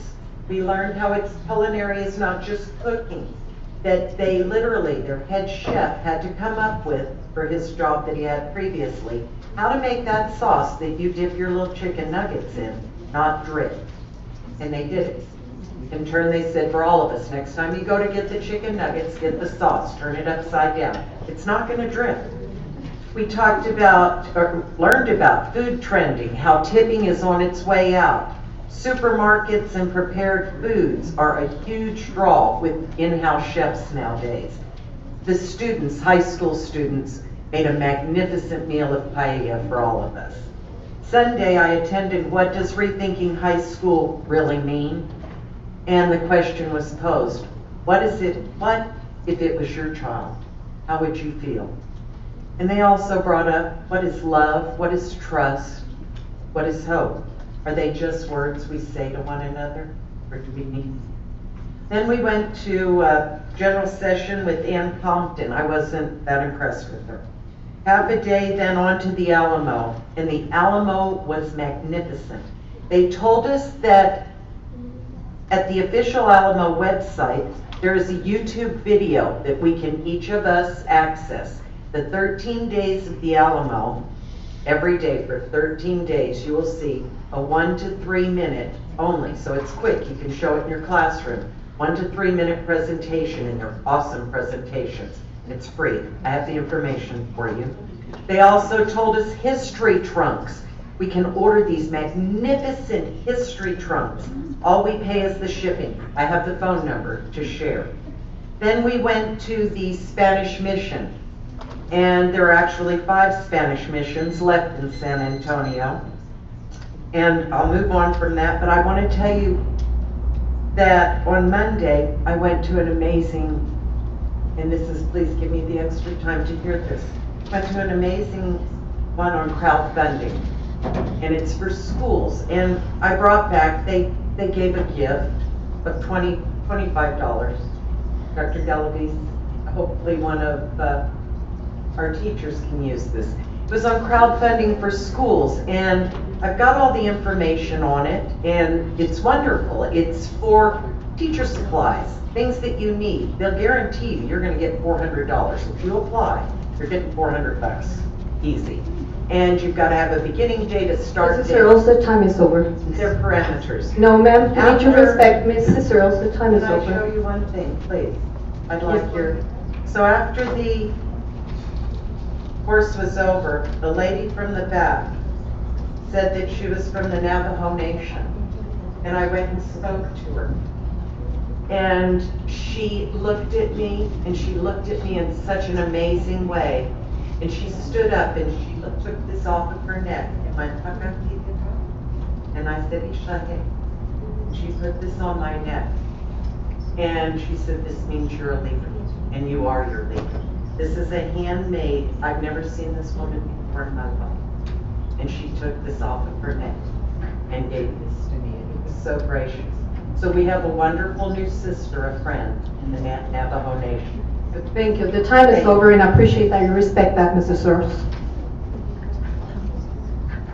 Item number 2, discussion and possible action to explore creation of single-member voting districts for elected positions on the Board of Trustees. Ms. Brigham? Mrs.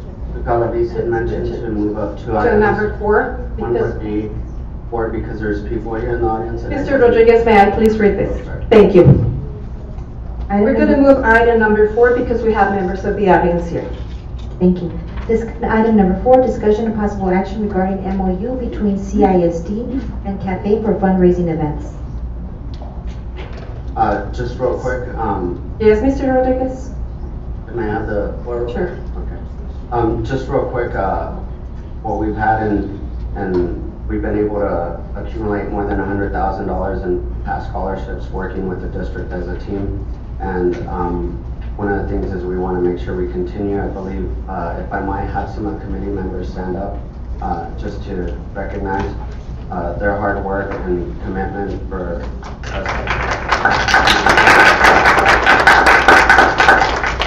So what I wanted to do was approve the MOU that legal had prepared, and then to add within that long term to look at providing a 501c3 and looking at the district, but that would take a little bit more time. And I believe, Mr. Blanco, we talked about that language, right? In regards to the cafe working with the district? The proposed MOU is to allow current cafe, which is the Texas nonprofit, to work with the district administration on fundraising efforts. That was outlined in the MOU. It's not necessary the cafe to be a 501c3 for that purpose. We also found out today or yesterday that investigations that had been initiated last fall, which actually closed last fall. For whatever reason, TEA didn't bother to tell me, right? It was closed. They confirmed it in writing, it was closed. Dr. Gallagher reached out to them. So that issue is no longer an issue. The additional language that Mr. Rodriguez asked me about would be further on down the road for the school district to determine whether they want to create its own 501c3 education type foundation. That's up to the board. This MOU right now is for limited fundraising efforts. So that would be my motion. And I'll second. Okay, there was a motion and a second. Ms. Brigham? Yes. Mr. Coronado? Yes. Ms. Fritzy? Yes. Mr. Rodriguez? Yes. Mrs. Earls? Yes. Mrs. Trout? Yes. And Mrs. Iglesias? Yes. Motion passes.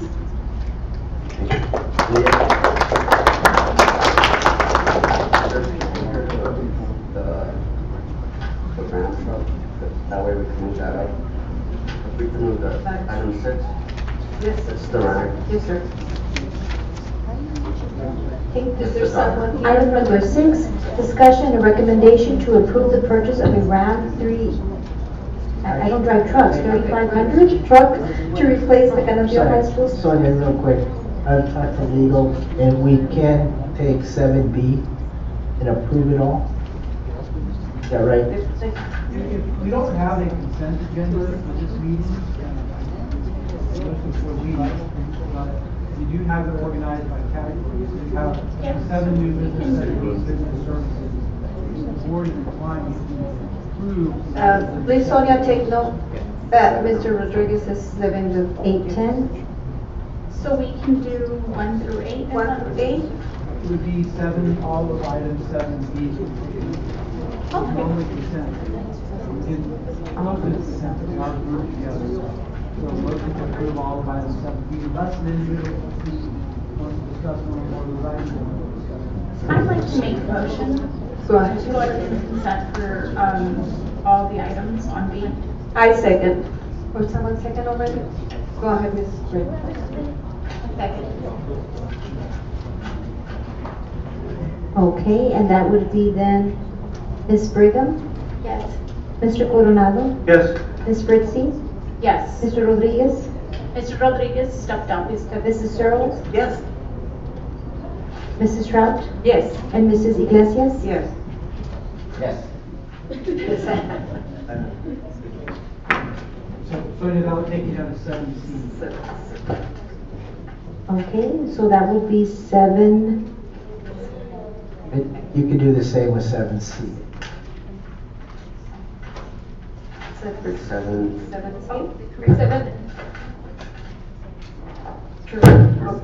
This one, 7C. Repeat the instructions.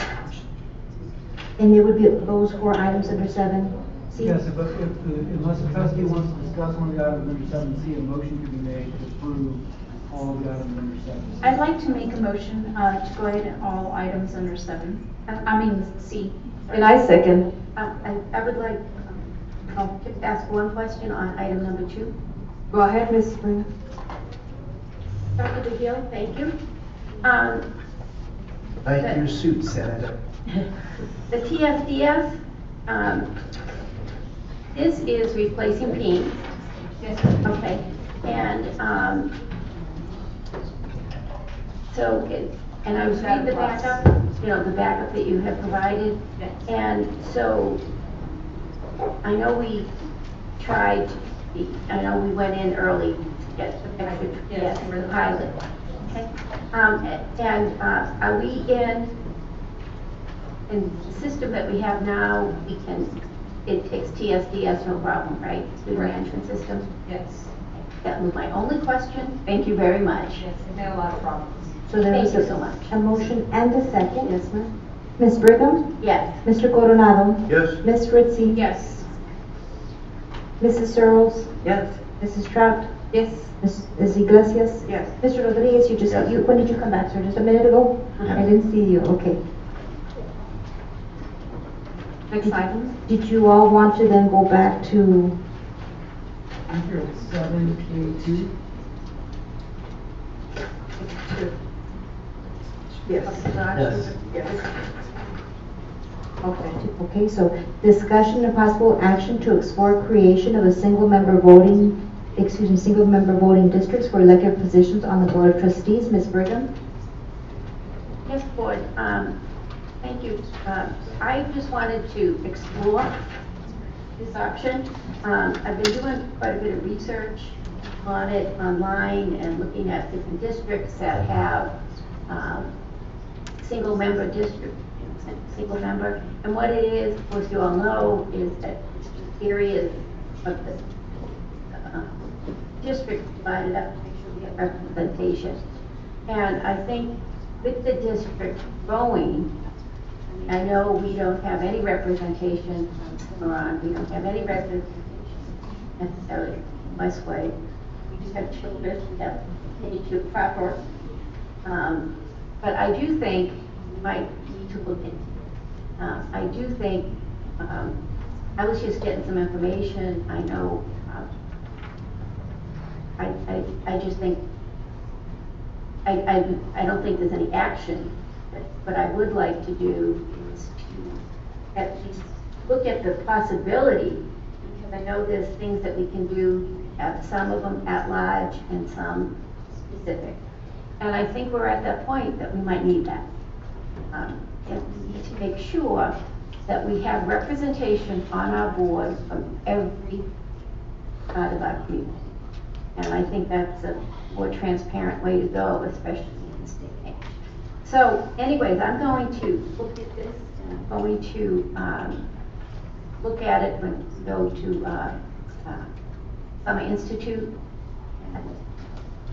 But I'd like to bring it up possibly for discussion at the Summer Institute.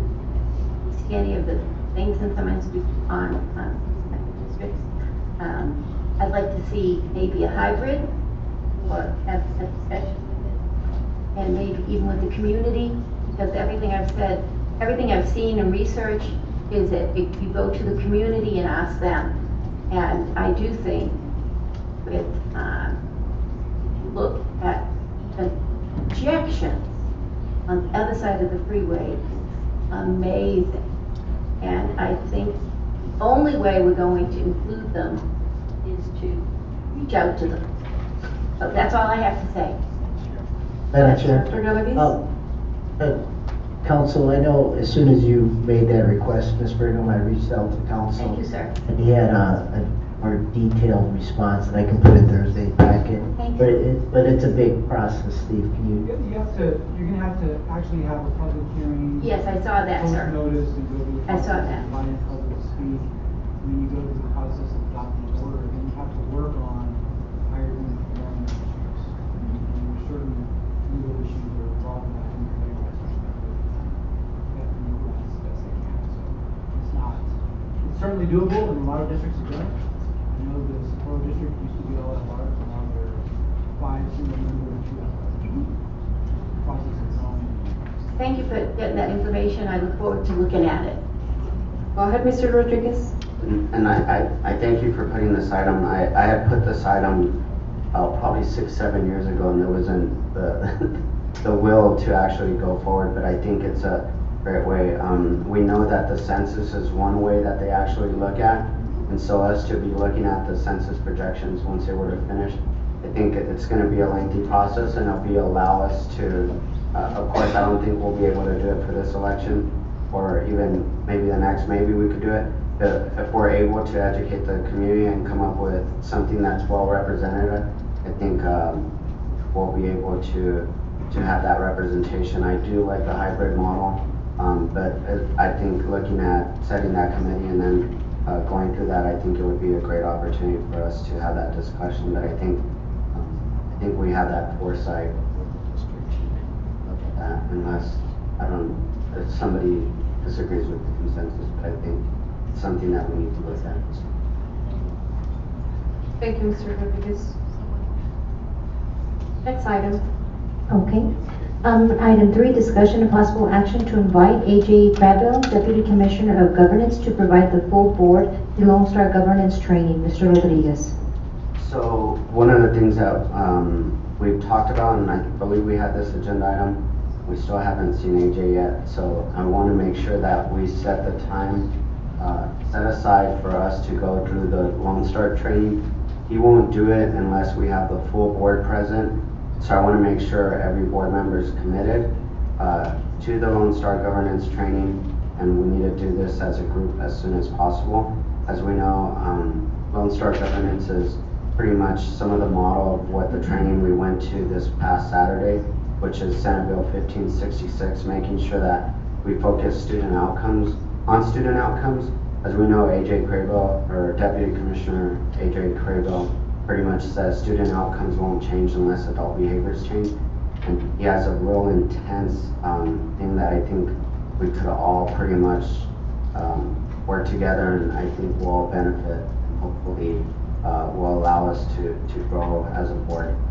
So I would like to, what I want to make sure is everybody committed, and so I would just ask for a vote.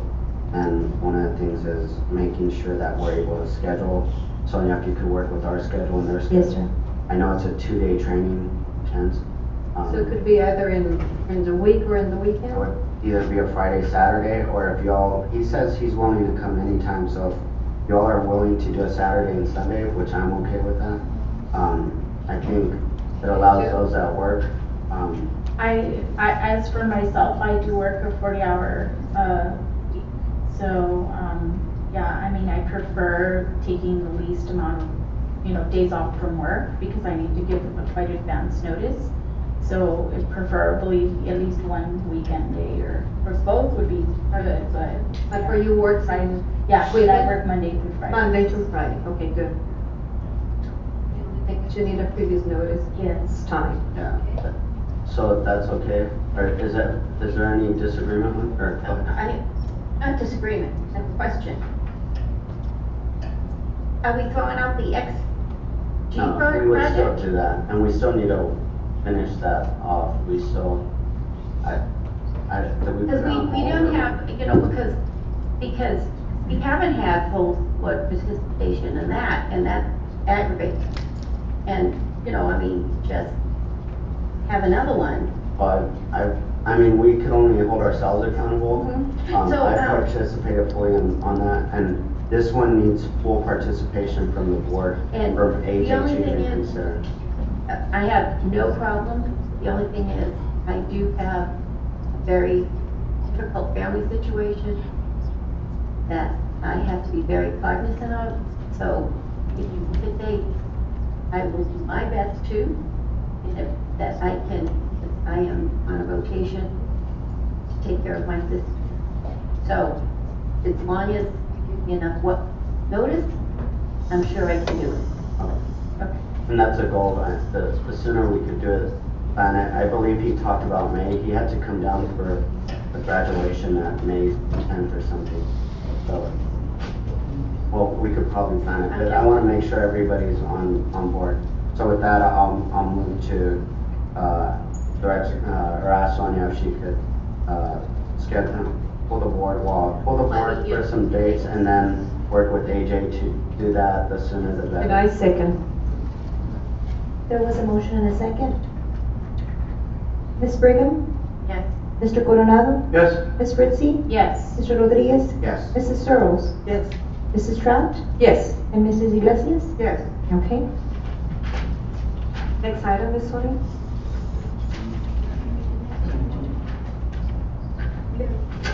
Which one? 7E. Oh, D. 7D on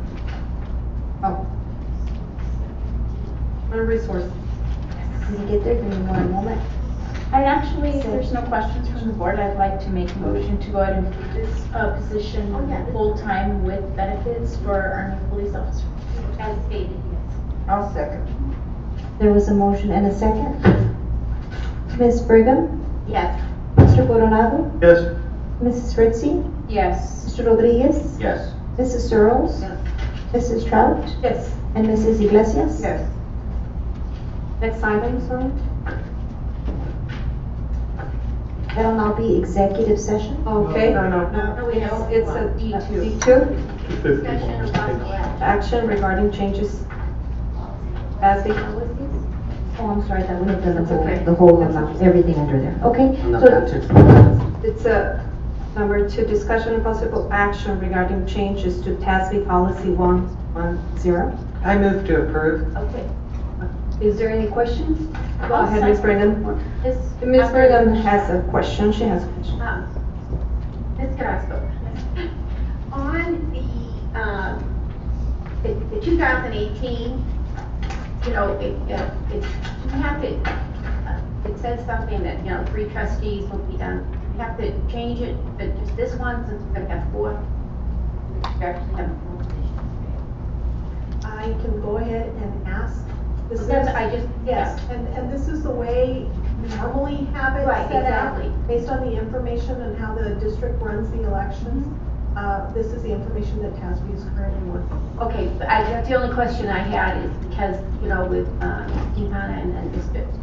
Renado's position, it changes the numbers, and I didn't know if that meant we had to change the policy.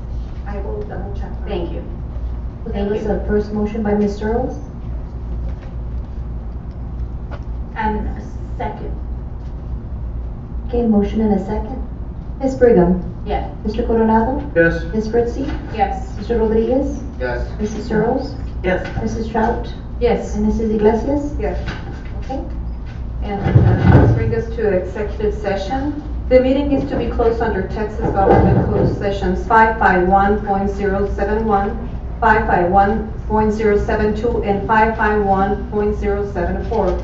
Receive and consider recommendation of administration to now renew the term contract of L.A. Jose Damian Elementary School, continuing contract of B.L. Northwest Early College High School, term contract of C.I. Garcia Elementary School, and to terminate the probationary contract of C.Y.S. Bill Childress Elementary School in the best interest of the district.